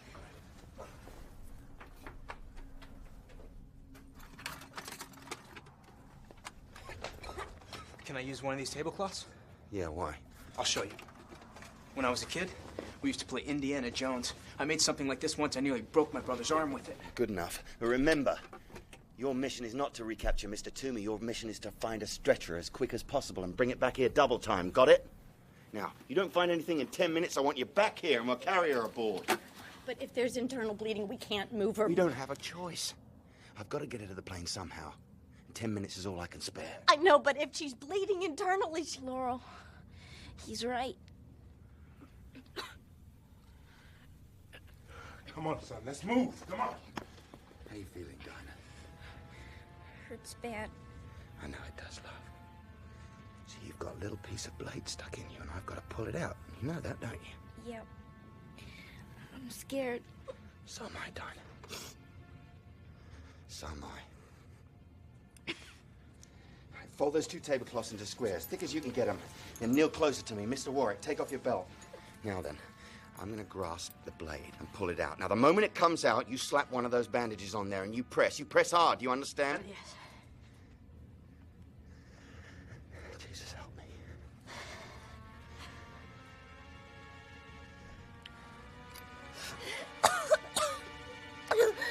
Don't you dare. Don't you go weak sister on me. Don't you dare. No, press hard. Press hard as you can. Do you understand me? Yes. Press hard.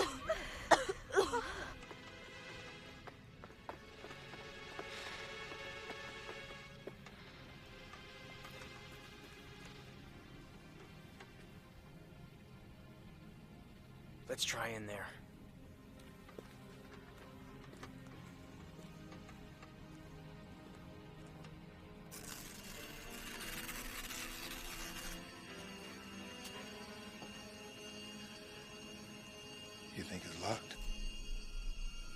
There's only one way to find out.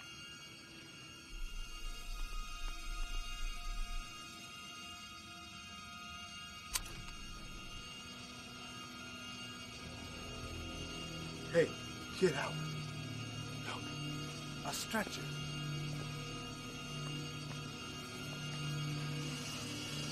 Look out! He's in here! He's in here!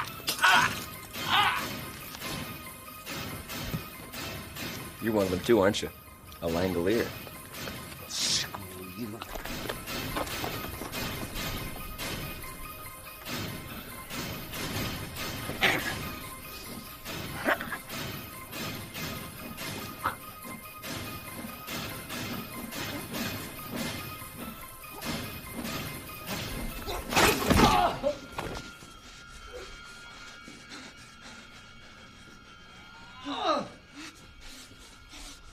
I'm sorry.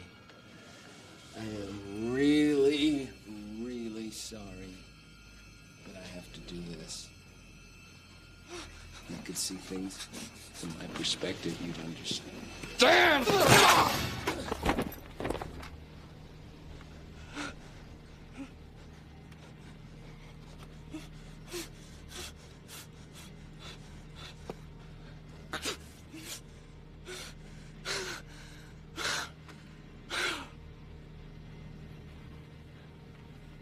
I'm going to Boston! I'm going to Boston!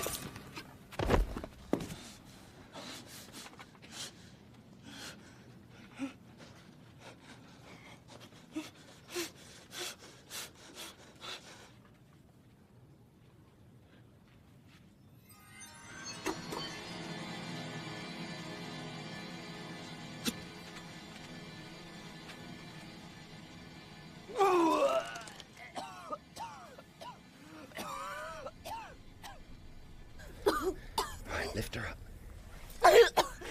That's it. We got you. Belt! Did you hear that? Do you think Toomey got them? Belt now! Wrap it round. I want you to keep the pressure on because I'm going downstairs, all right? Please be careful. I will. It's what I do best. You did bloody well. Thank you, Laurel. Don't you kill him. Why not? That bastard stabbed you, love. All I know is we need him. You understand? We need him. Listen to what she says, Nick.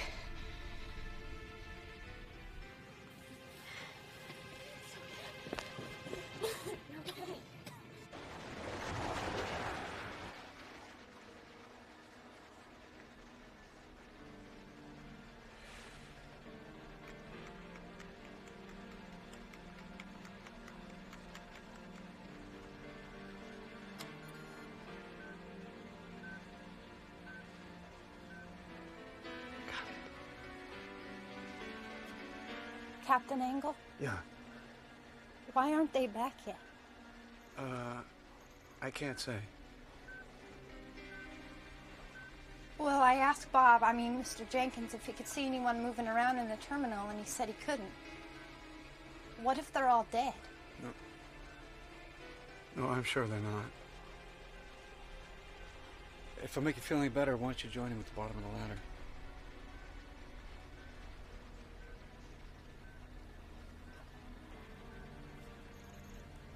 Are you scared?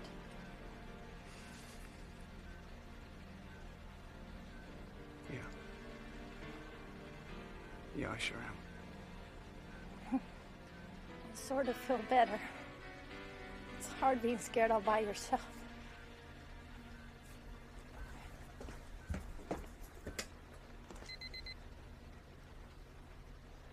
Thank you for flying American Pride. You're welcome, I'm sure.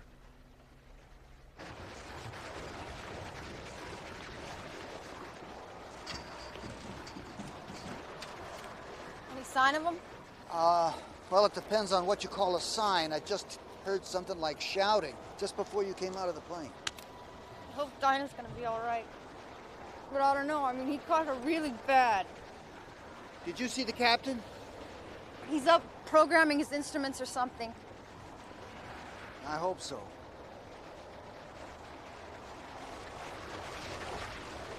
was that noise? My dear, I hope we never have to find out.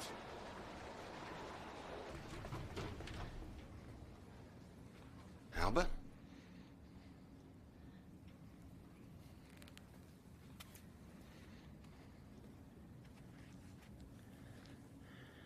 You all right, Albert? Where's Mr. Gaffney, Albert? He's in the airport services office. Mr. Toomey was in there hiding behind the door, I guess. He killed Mr. Gaffney because he walked in first.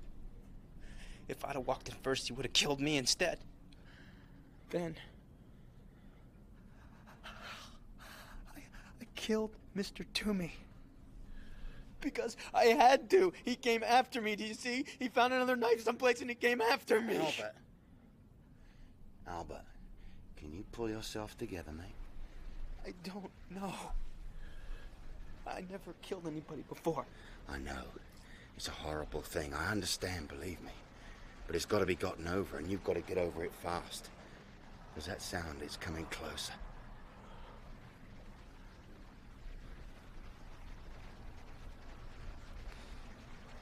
You did this with a toaster?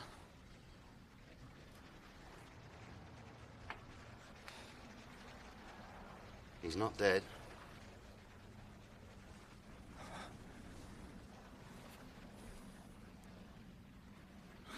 He's not. See for yourself. He's out cold, but he's still in the game. But let's see if we can find Mr. Gaffney and see if he got lucky. And did you find that stretcher? Huh? The stretcher, Albert. Yeah, we found it. Good lad. Come on, let's go.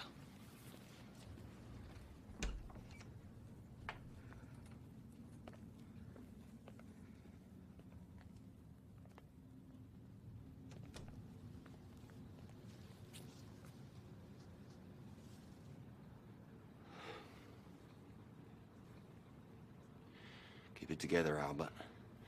That's all you gotta do. You just keep it together. You'll be fine. Albert.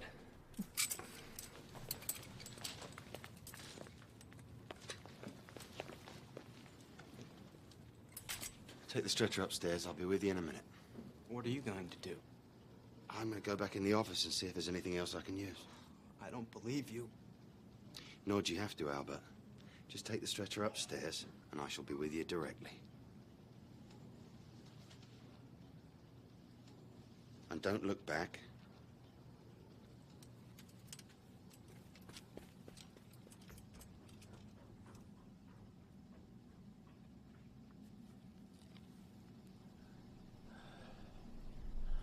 This is more than you deserve, you bastard. Don't you kill him. We need him. You understand me? We need him. Nick! You coming? Yes. In a minute.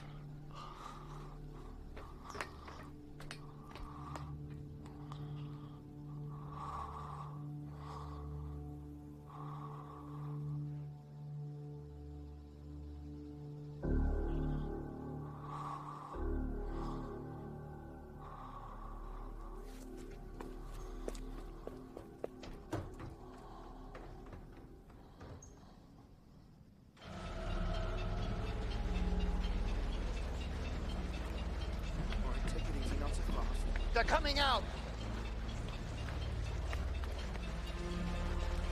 Let me help. Careful, Albert. Bethany, don't jiggle her.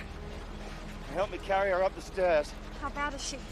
She's unconscious, but still alive. What happened to the others? Gaffney's dead. Toomey might as well be. Now, mind you keep your end up now.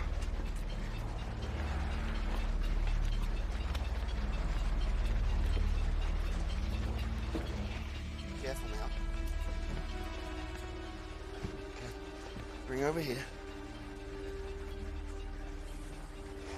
Careful. Okay. And set her down gently. Now strap her in. It's bad, isn't it? Bad enough. Will she live until we get back? How the hell do I know? I'm a soldier, not a bloody surgeon.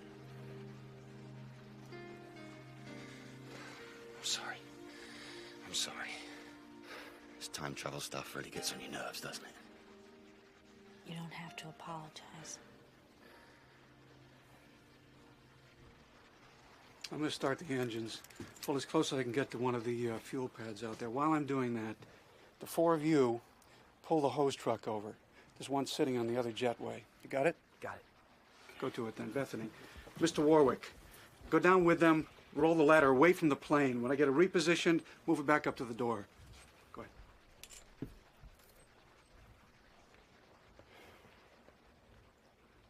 We'll get you home.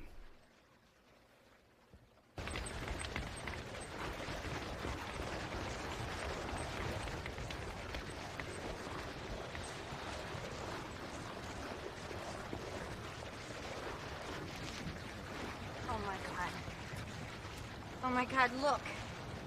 It's coming day again already. How long has it been since it turned dark?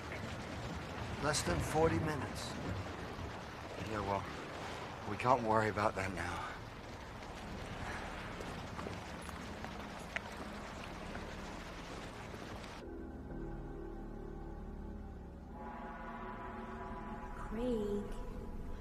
Craig to me. Let me die. Please, please, just let me die.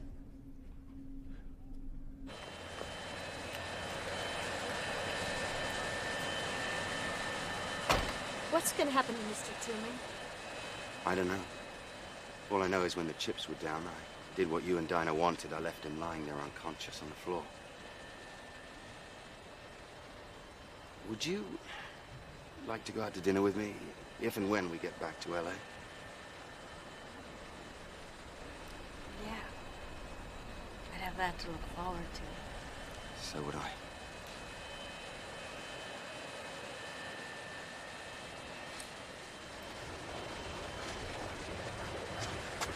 Maybe if we could see it, we could deal with it. I don't think so. All right, then. All together.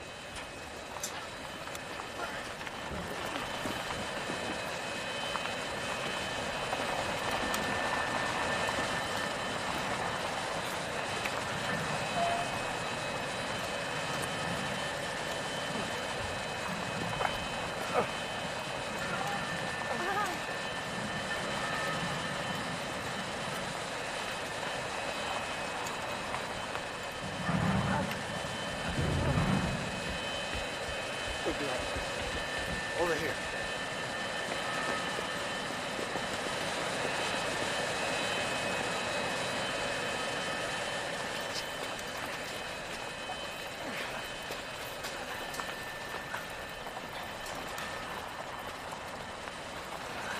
Keep going, keep going.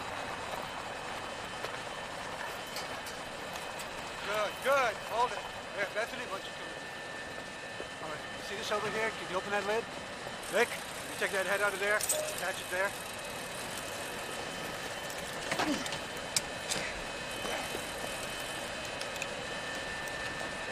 Is that okay? Yeah. There you go. Which one first, Captain? Let's give me the one on the right.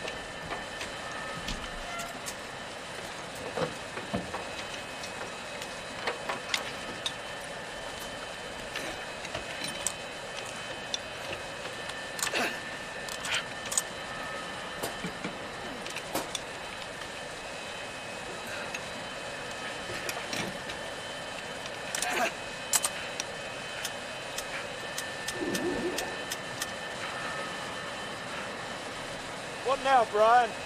I'm going to use the engines to suck the gas out of the fuel pad. How long's that gonna take? I don't know. An hour? Maybe 2. You better hurry it up. I don't think we've got 2 hours. We may not even have 1. Craig? Craig, get up. You have to get up now. Go away. Go away. I hate you. Go away. They've come to you, Craig. All the people you wanted to see.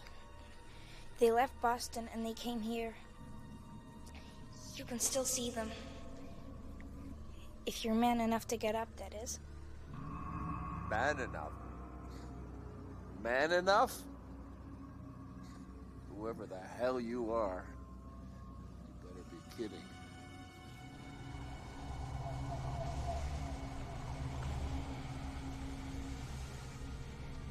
Come on, Craig. They won't wait forever. The Langoliers will see to that. You have to get up. You have to. Come on, Craig, get up.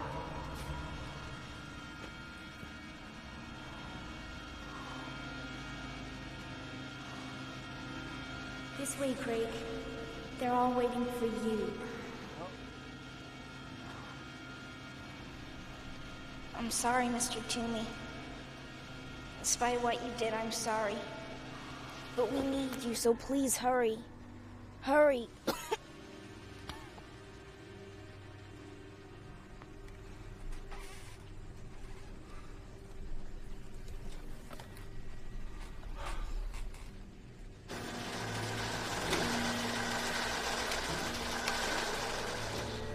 What is it, Brian?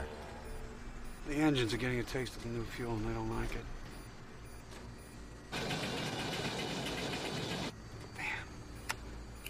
What can you do about it?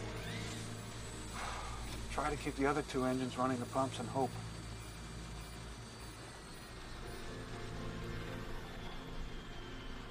No, I'm shutting down completely. We'll have to wait for the fuel to join our plane's time stream.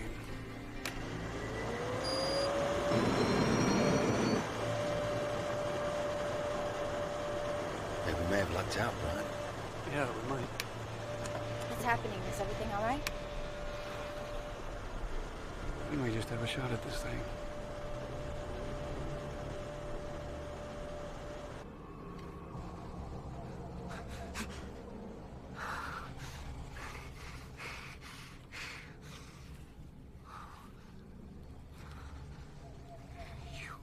You brought them to me, didn't you?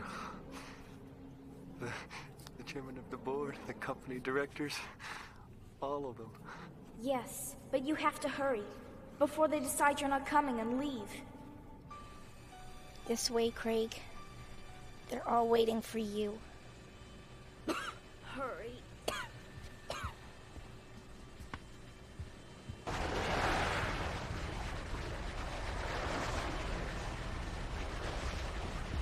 Dinah's talking in her sleep or something. I think she might be delirious.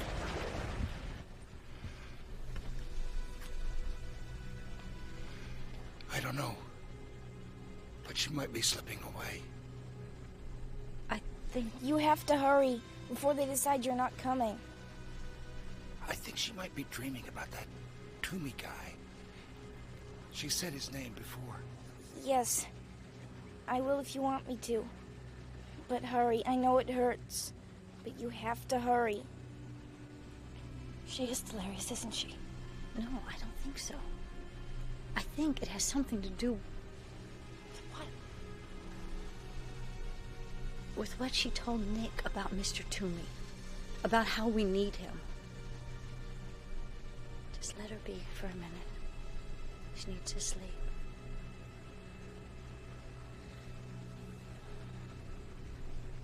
God, I hope we take off soon.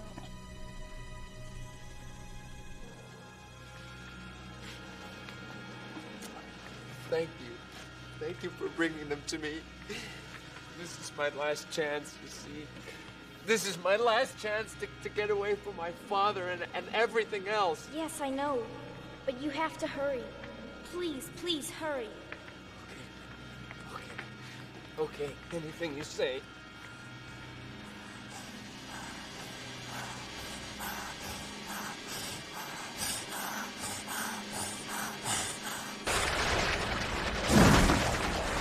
What was that? Sounded like a tree falling or something. But there's not enough wind. No, there's not. What's happening? Nothing. Look at that.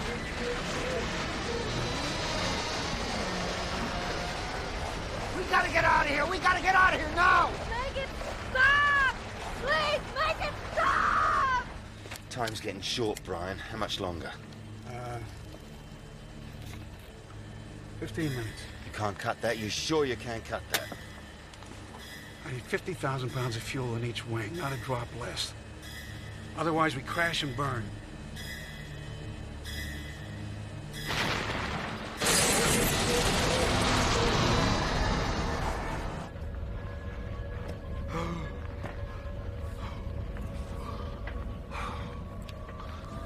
Hurry, Craig. Look at me.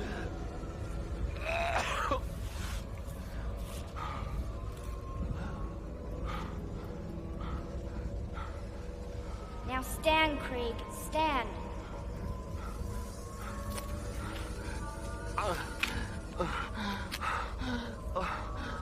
Look at me, Craig. They've come all the way from Boston just to meet you. Now hurry to them, Craig! Hurry! Hurry!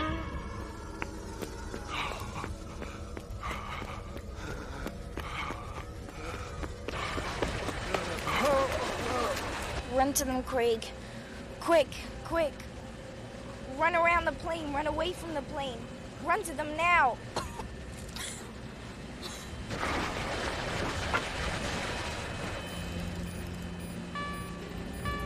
All right, we're uncoupling. We're getting the hell out of here. Mr. Toomey! It's Mr. Toomey!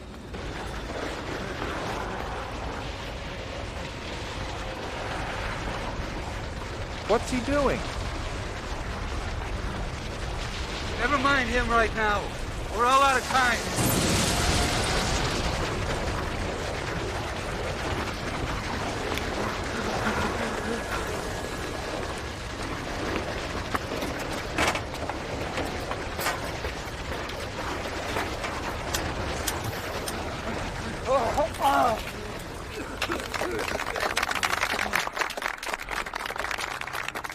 Ah, Mr. Toomey at last. So glad you could make it, Craig. So, give us your report, Craig. Tell us how much money you made for us. You want to know how much money I made for you? You want to know how much money I made for you? Yeah. I'll tell you how much money I made for you. I didn't make any... No, Craig! Shut up! Shut up! Shut up! Tell them you lost the money, but it was a mistake, an accident. No! I didn't make any money for you. I didn't make any money for you. I lost money for you. I lost money for you. I lost $43 million. And I did it deliberately! I did it deliberately! I did it deliberately!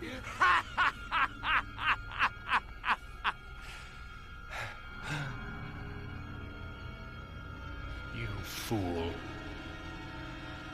You stupid fool. No. No. What's he doing?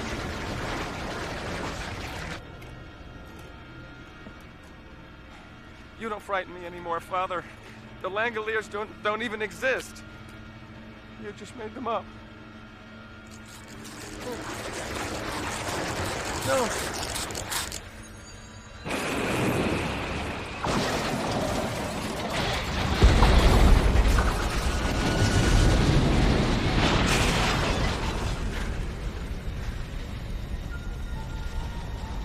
Where am I? Okay.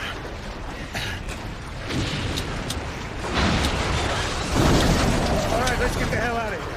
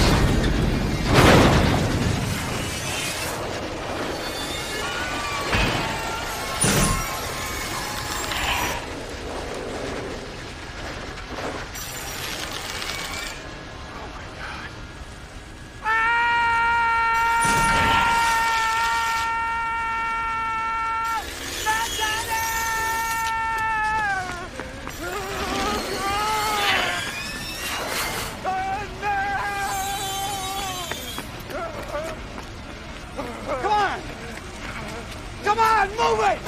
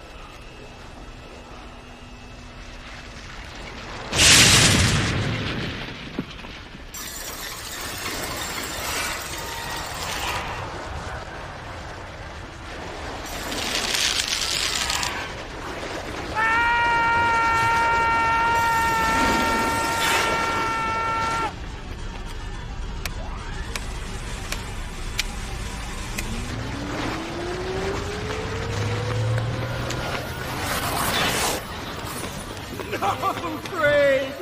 You may think you're running, but you're not. You're scampering! Ah! No. No. Daddy, no! Make them go away! Please make them go away! I'll be good! I'll be good boy! Please, I promise I'll be good if you just make them go away!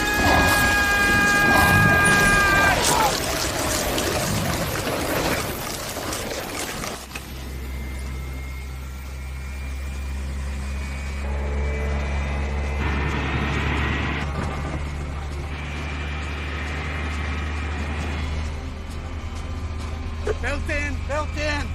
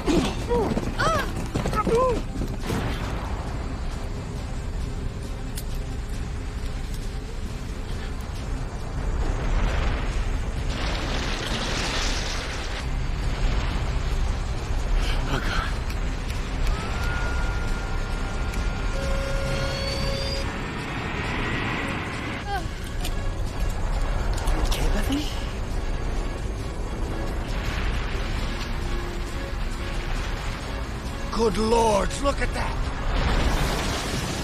What is it? They're being drawn to Mr. Toomey. Or where Mr. Toomey was. If Toomey hadn't left the terminal, they would have eaten us and the plane too. She knew. Somehow she knew.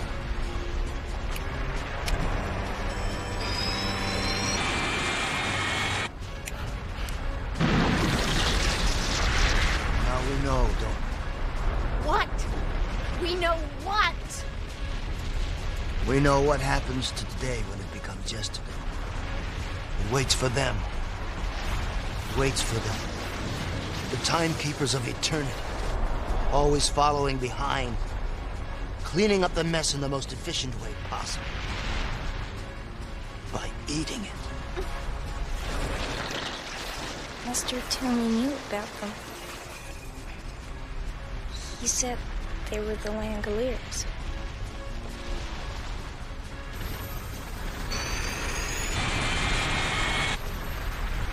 Oh no!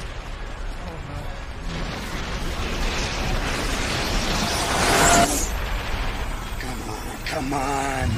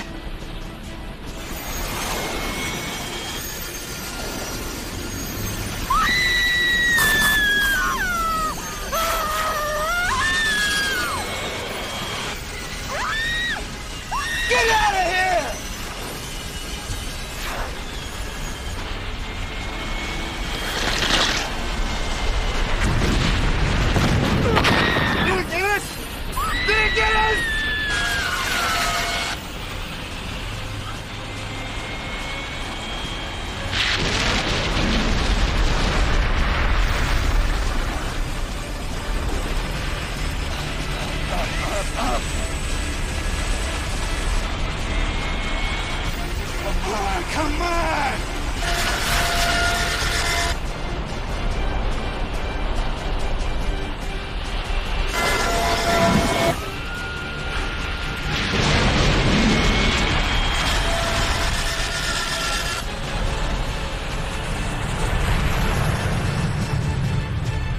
Did we make it? Are we off the ground?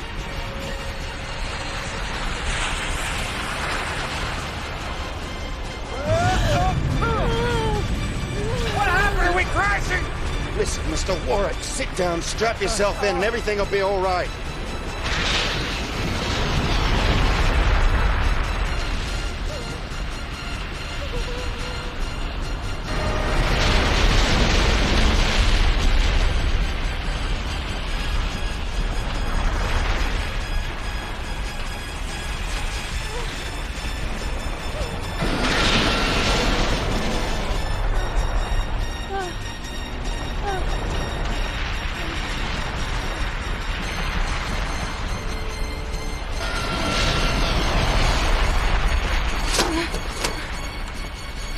You dare open those. Don't worry. I won't.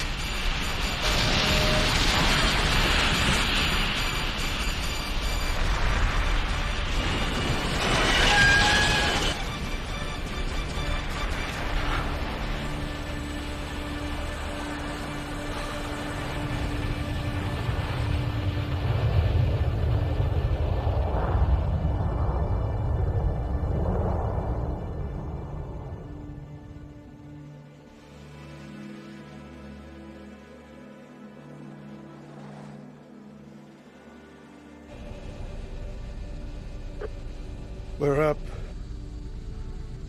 You all know what happens now. We go back exactly the way we came in. And we hope that whatever doorway we came through is still there. If it is, we'll try going through.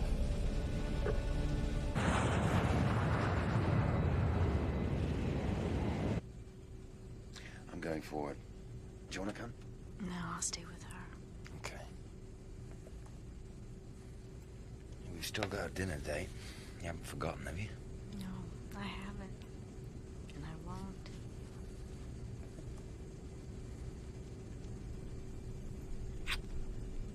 Neither will I.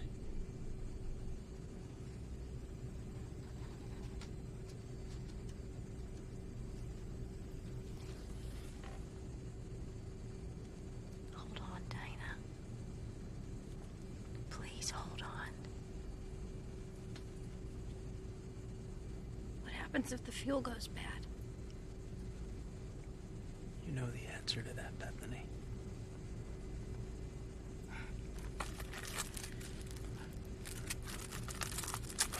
Yeah, I know. We crashed into Story. Would you like to kiss me? Yes. Well, you better go ahead then. The later it gets, the later it gets.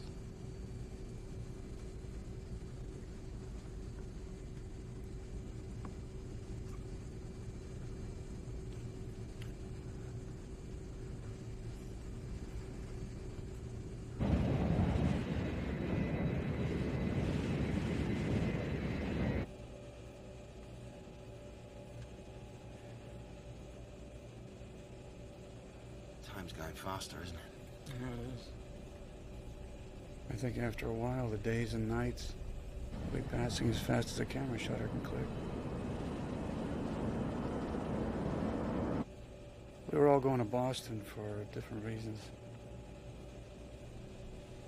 What about you, Nick? Fess up. The hour groweth late. Well, why not? What does a most secret classification mean when you've just seen a bunch of killer cannonballs rolling up the world?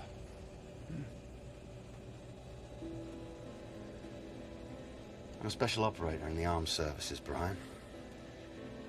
I do a number of odd jobs. Some fairly innocuous, some fabulously nasty. There's a man in Boston who's a politician of some note.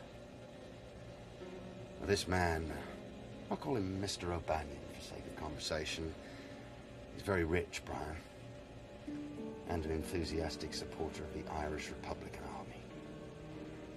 He's also an idealist of the most dangerous sort, one who's never had to view the carnage at first hand. You were supposed to kill him? Not unless I had to. See, our Mr. O'Banion has a great deal of powerful American friends, and his friends are our friends, and therefore killing Mr. O'Banion would be a great political risk. He does have a very nice piece of fluff on the side, and she's the one I was supposed to kill. As a warning? Yeah. As a warning.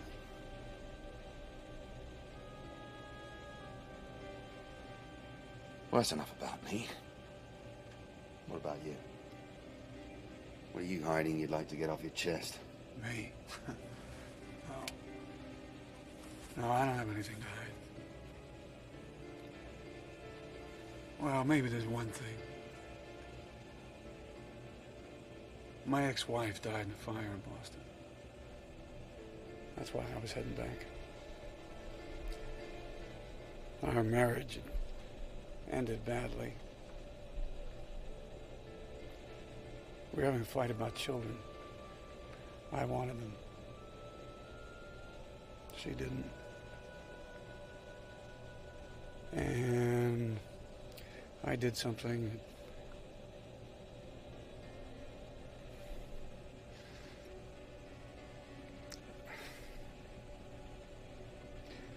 that I never thought I'd do. So,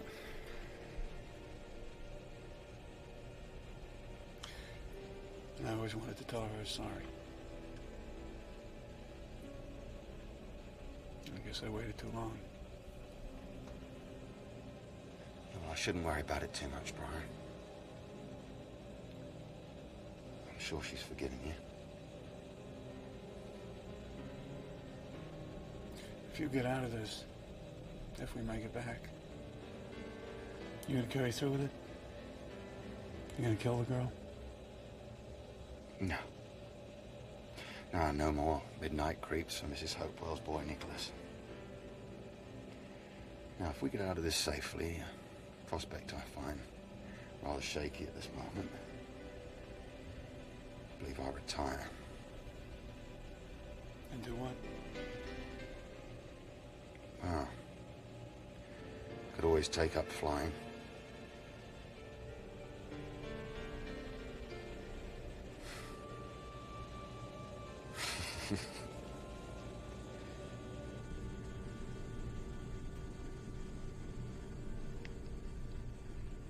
Laurel.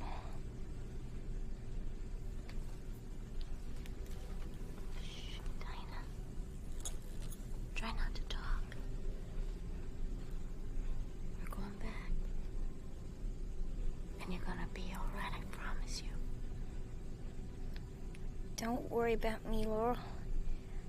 I got what I wanted. Dinah, you shouldn't talk. I saw through Mr. Toomey's eyes.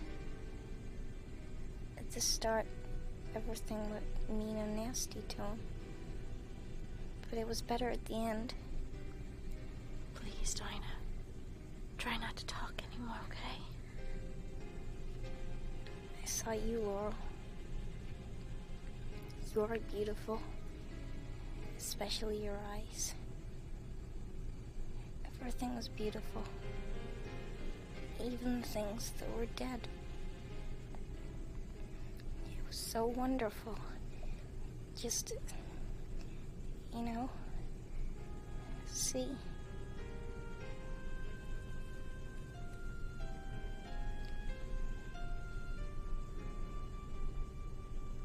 Dinah. Breathe, Dinah. Please.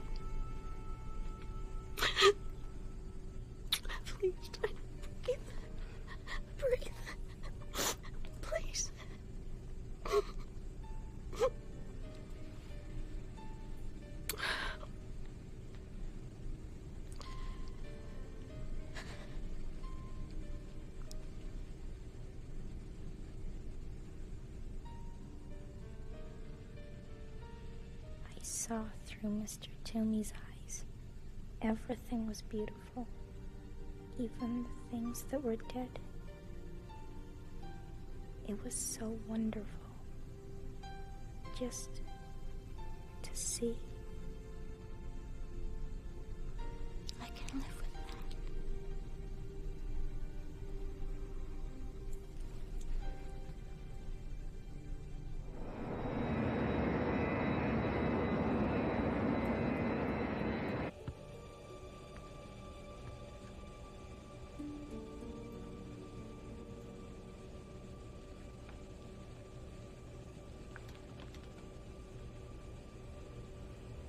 We just lost a little girl.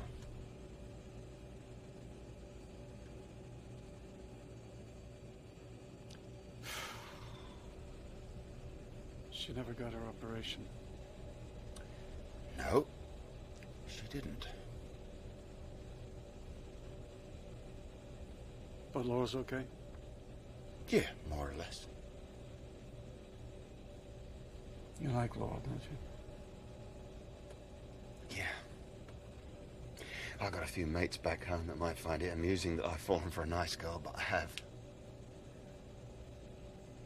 She got spirit, Brian. Well, you know I wish you both the best of luck. But I think we gotta concentrate on getting back. Right. We are just about here now. And that's right where the time rip should be. Now, you mind watching out for it while I fly? Sure. I just wish I knew what the hell I was looking for. Oh, I think you'll know it when you see it. If you see it.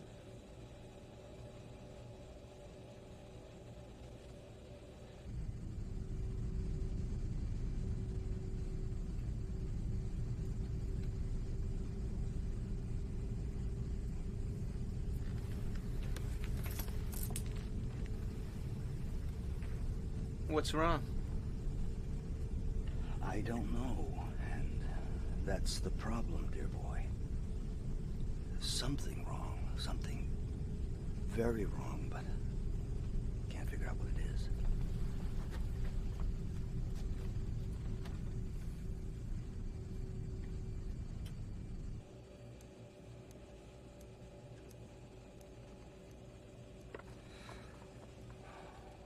Brian?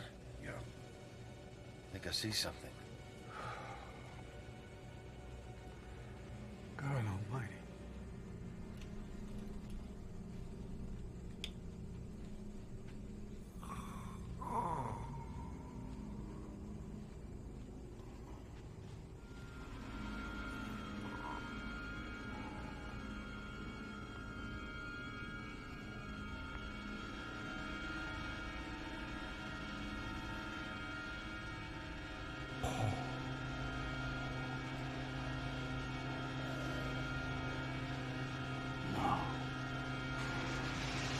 Yes! We're in business!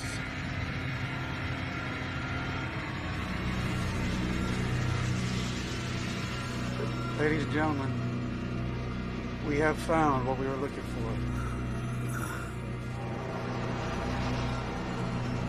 I'm going to take us straight through the middle of it, and we'll find out what's on the other side.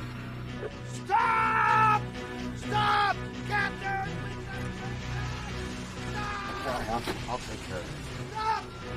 Stop! Tell him to turn back! We gotta turn back! We can't! Take him down! We're all gonna die! Listen to me! We were all asleep! Get it? We were all asleep when we flew through the rip! Bloody hell!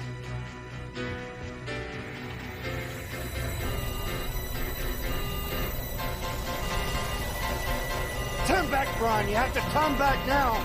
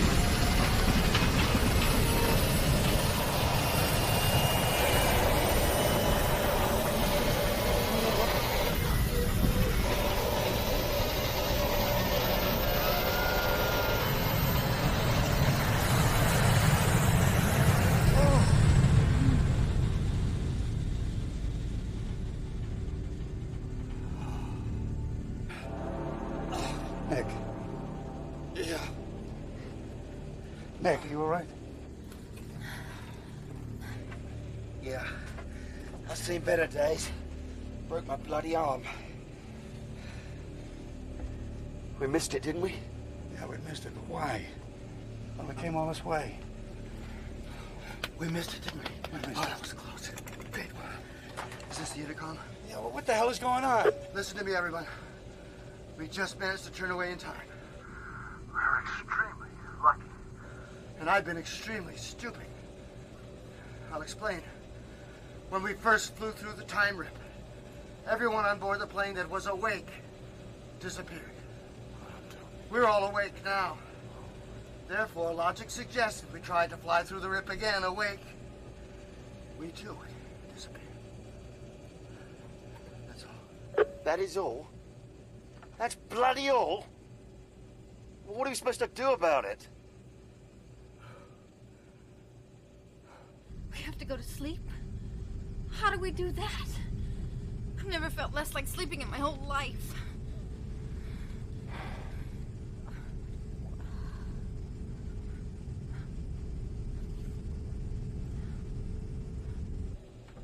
I don't know what we do now. But if we're gonna try going through that hole, it has to be soon. The fuel we've got to carry us for an hour, no more. Well, surely there's other airfields. There are, but not big enough to handle an airplane of this size. No, it has to be LAX. And I'll need at least 35 minutes to get there, and that gives us 20 minutes at most to figure this thing out and get through the hole.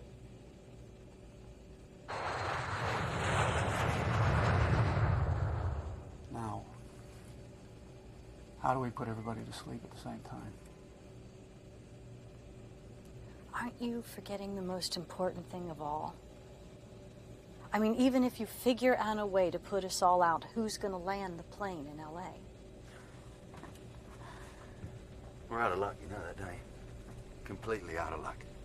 There has to be a way out of this. There just has to be. Doesn't there?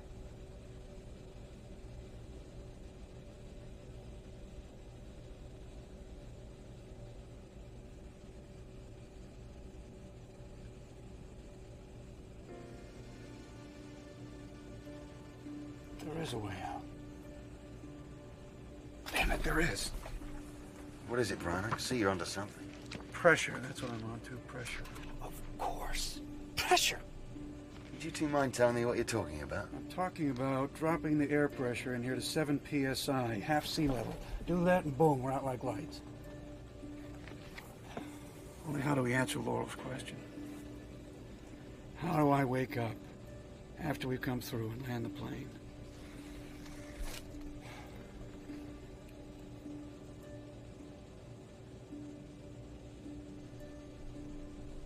One of us will have to stay awake to turn the pressure up just before we fly through the rip. So one of us will... One of us will have to die.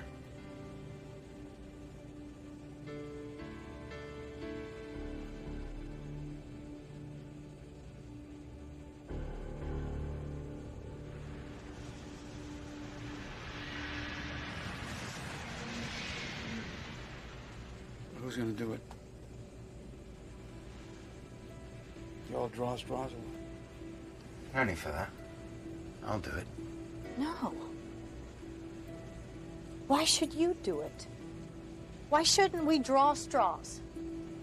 Why not Bob or Albert or me? Come with me. Nick, there's not much time left. I know. It's other things you have to do.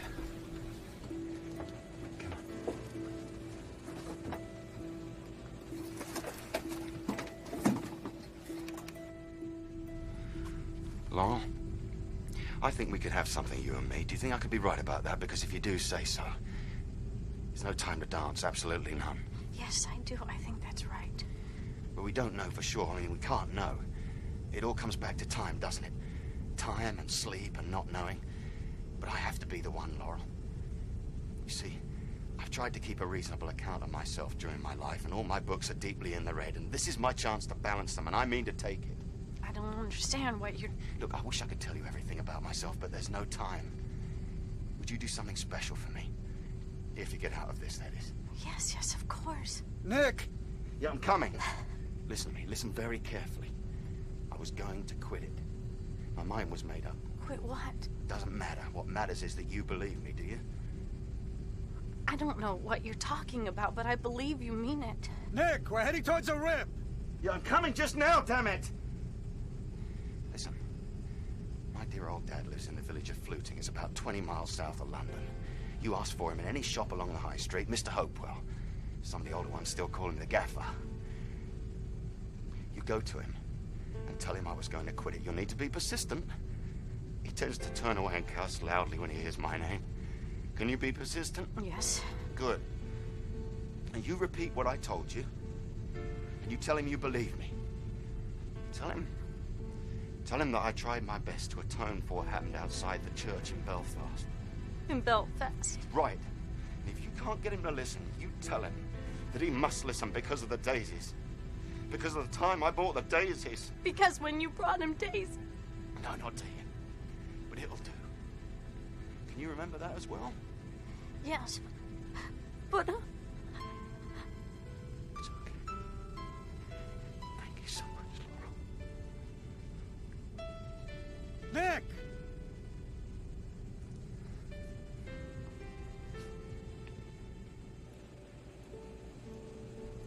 Are we gonna feel like we're, choking? No. You'll feel a little giddy. Just kind of swimmy in the head. And then nothing. Right. You never know, I might still be here. Bad pennies do have a way of turning up, don't they, Brian? Anything's possible.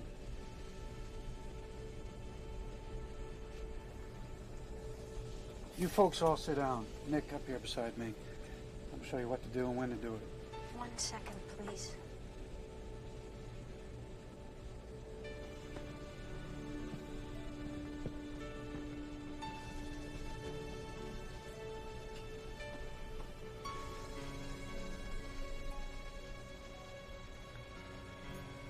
You had decided to quit. You made up your mind. And if your father won't listen, I'm to remind him of the day you bought the daisies. Is that right? It's letter perfect, my love.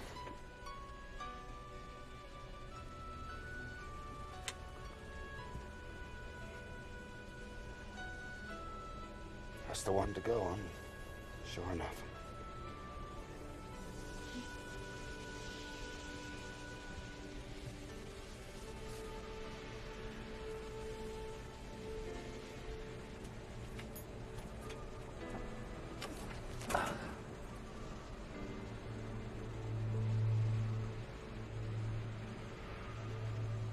Shall we?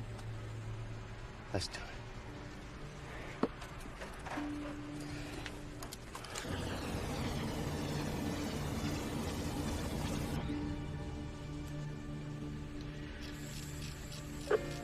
I am starting to decrease pressure. Check your seatbelts, everyone.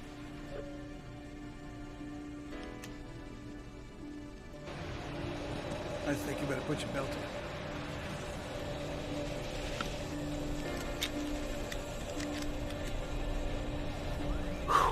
Oxygen mask right beside you.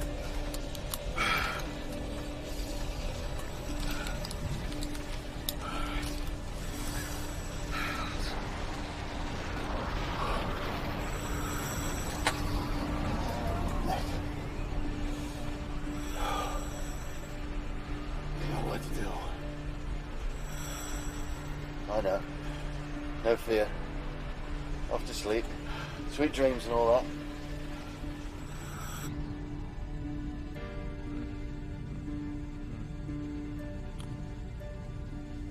Albert, would you hold me, please? Yes. You'll hold me.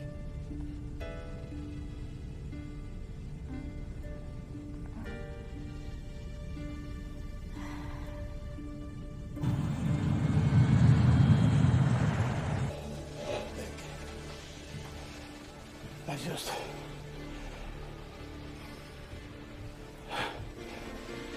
want to say...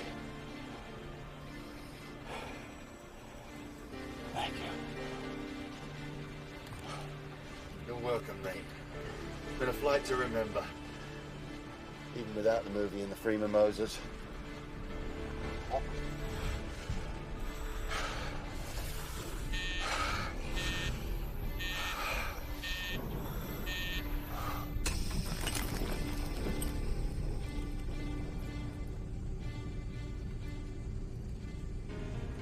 Remember about Belfast? Behind the church. Act of Atonement.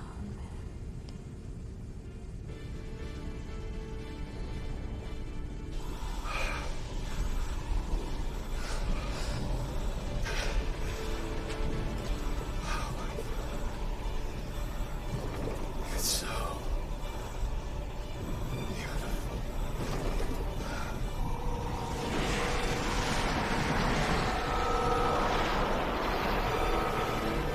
You're right, Brian. It is beautiful, and why not? It's the place where life, all life maybe, begins. The cradle of creation, and the wellspring of life. No Langoliers allowed past this point.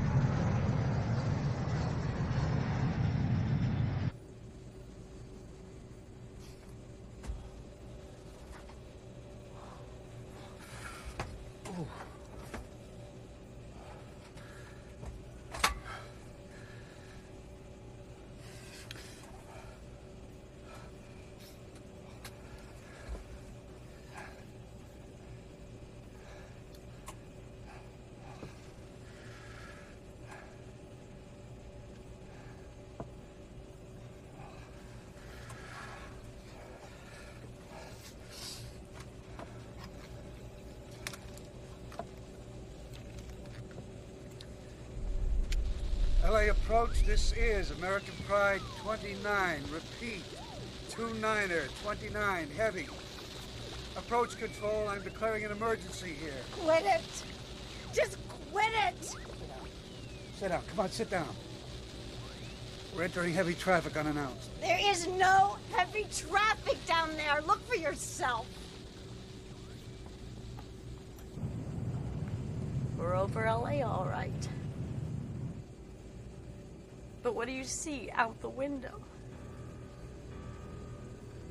I'll tell you. Nothing. Nothing at all.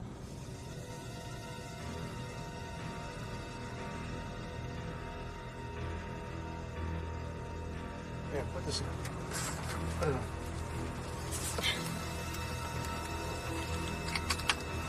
And this one right here. Buckle up, ladies and gentlemen, we're coming in.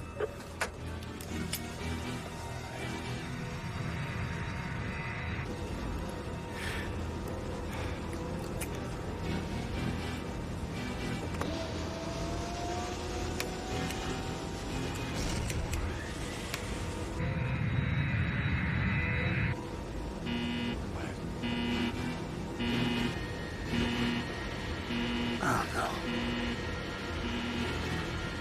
Oh, my God. We're out of fuel.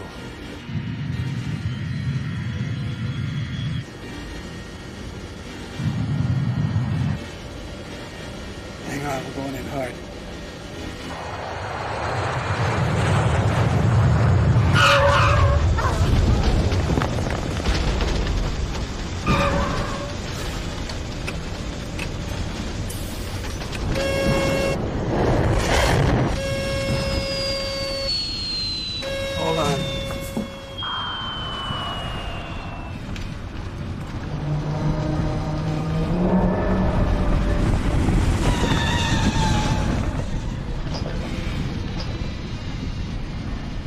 Watch out! Gonna hit that truck.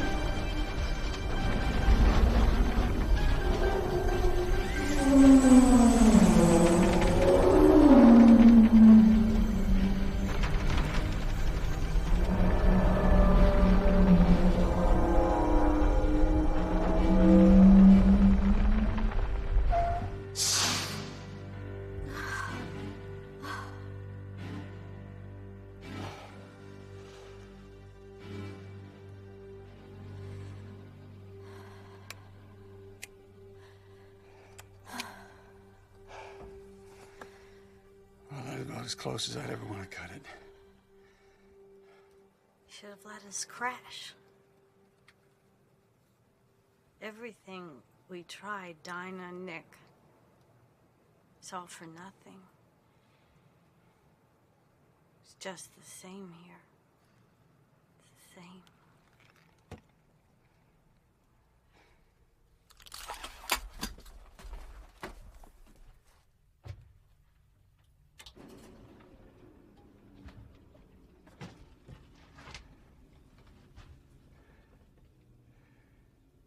It's time to check on the others.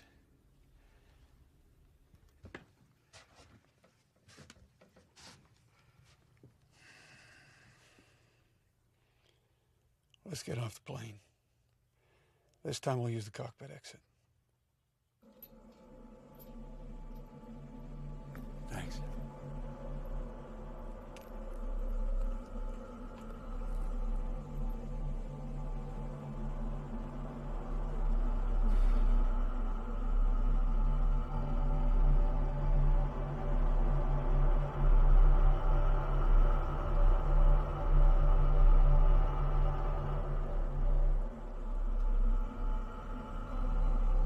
What's that humming? Sounds like electricity. No, I don't think it's electricity. I'm not sure what it is, though. Well, it doesn't sound like anything I've ever heard before. Why don't we try the jetway service door?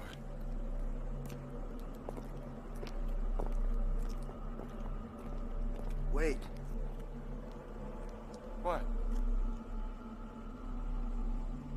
What is it, Bob? What do you see? Well, all I see is a deserted terminal, but it's what I smell. Jet fuel. Oil. Rubber, salt air, I can smell it. Holy cow. Yeah, but that's not the only thing. Listen. Do you hear that? What does it all mean? If everything's back to normal, why didn't we see any lights when we were landing? Where are the people? And then what's that noise? It's getting closer. Let's see if we can get inside the terminal. Wait a minute. I can tell you know something. What is it? I want to go in the terminal and have a look around first.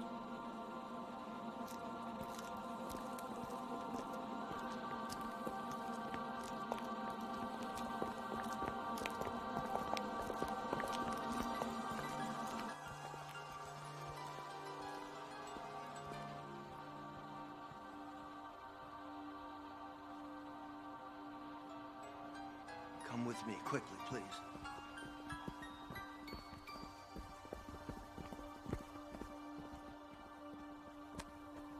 There's another door over here.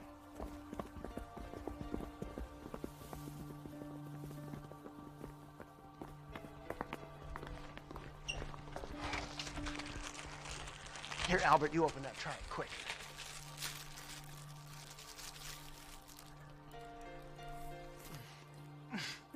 Delicious. Absolutely delicious. Good. Now listen, I think it's going to happen real soon, and I don't think we should be in here when it happens because it might not be safe. Come on with me. What? Come on. Come on, down here, come on.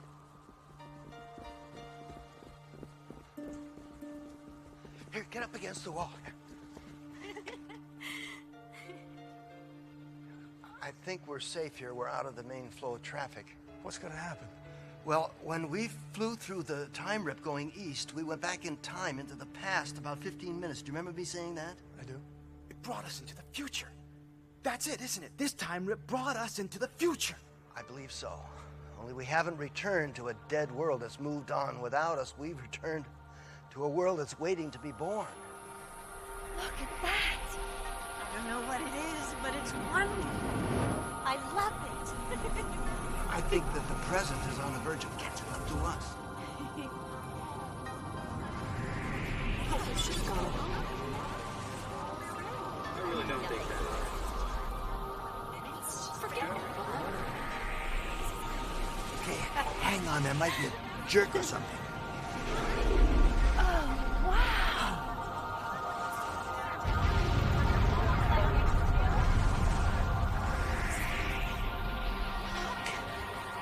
Brian, look.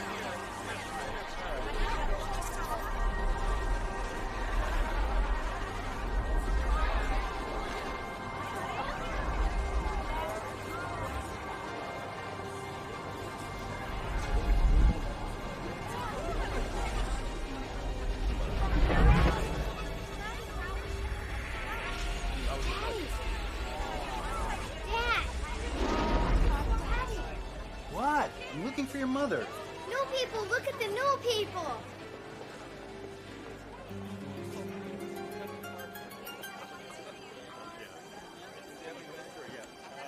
Yeah, great. Come on, let's go find your mom. Did you hear that? Did you hear what she said? Yes. Is that who we are? The new people? Are we the new people? I don't know. That's what it feels like. That was wonderful. My God, that was the most wonderful thing. Cool. Captain, what do you think we should do now? Oh, I want to go outside, breathe some fresh air, and look at the sky. Yes, but we should notify the authorities. Oh, we about- will. We will. The sky first. Maybe get something to eat on the way? Yes, why not? I want to stop. Mine too. Yeah. Let's blow this joint. Unless any of you want to take the next flight east. Not now, but soon. And all the way to England. There's a man I need to see there in Fluting. The old people still call him the Gaffer. What are you talking about? Daisies. I'm talking about daisies. Come on. Come on, let's go. Well, as for me, the next time I go to Boston, I'm going to take a slow train. Bob, you're gonna get over that. People, Bethany. I know.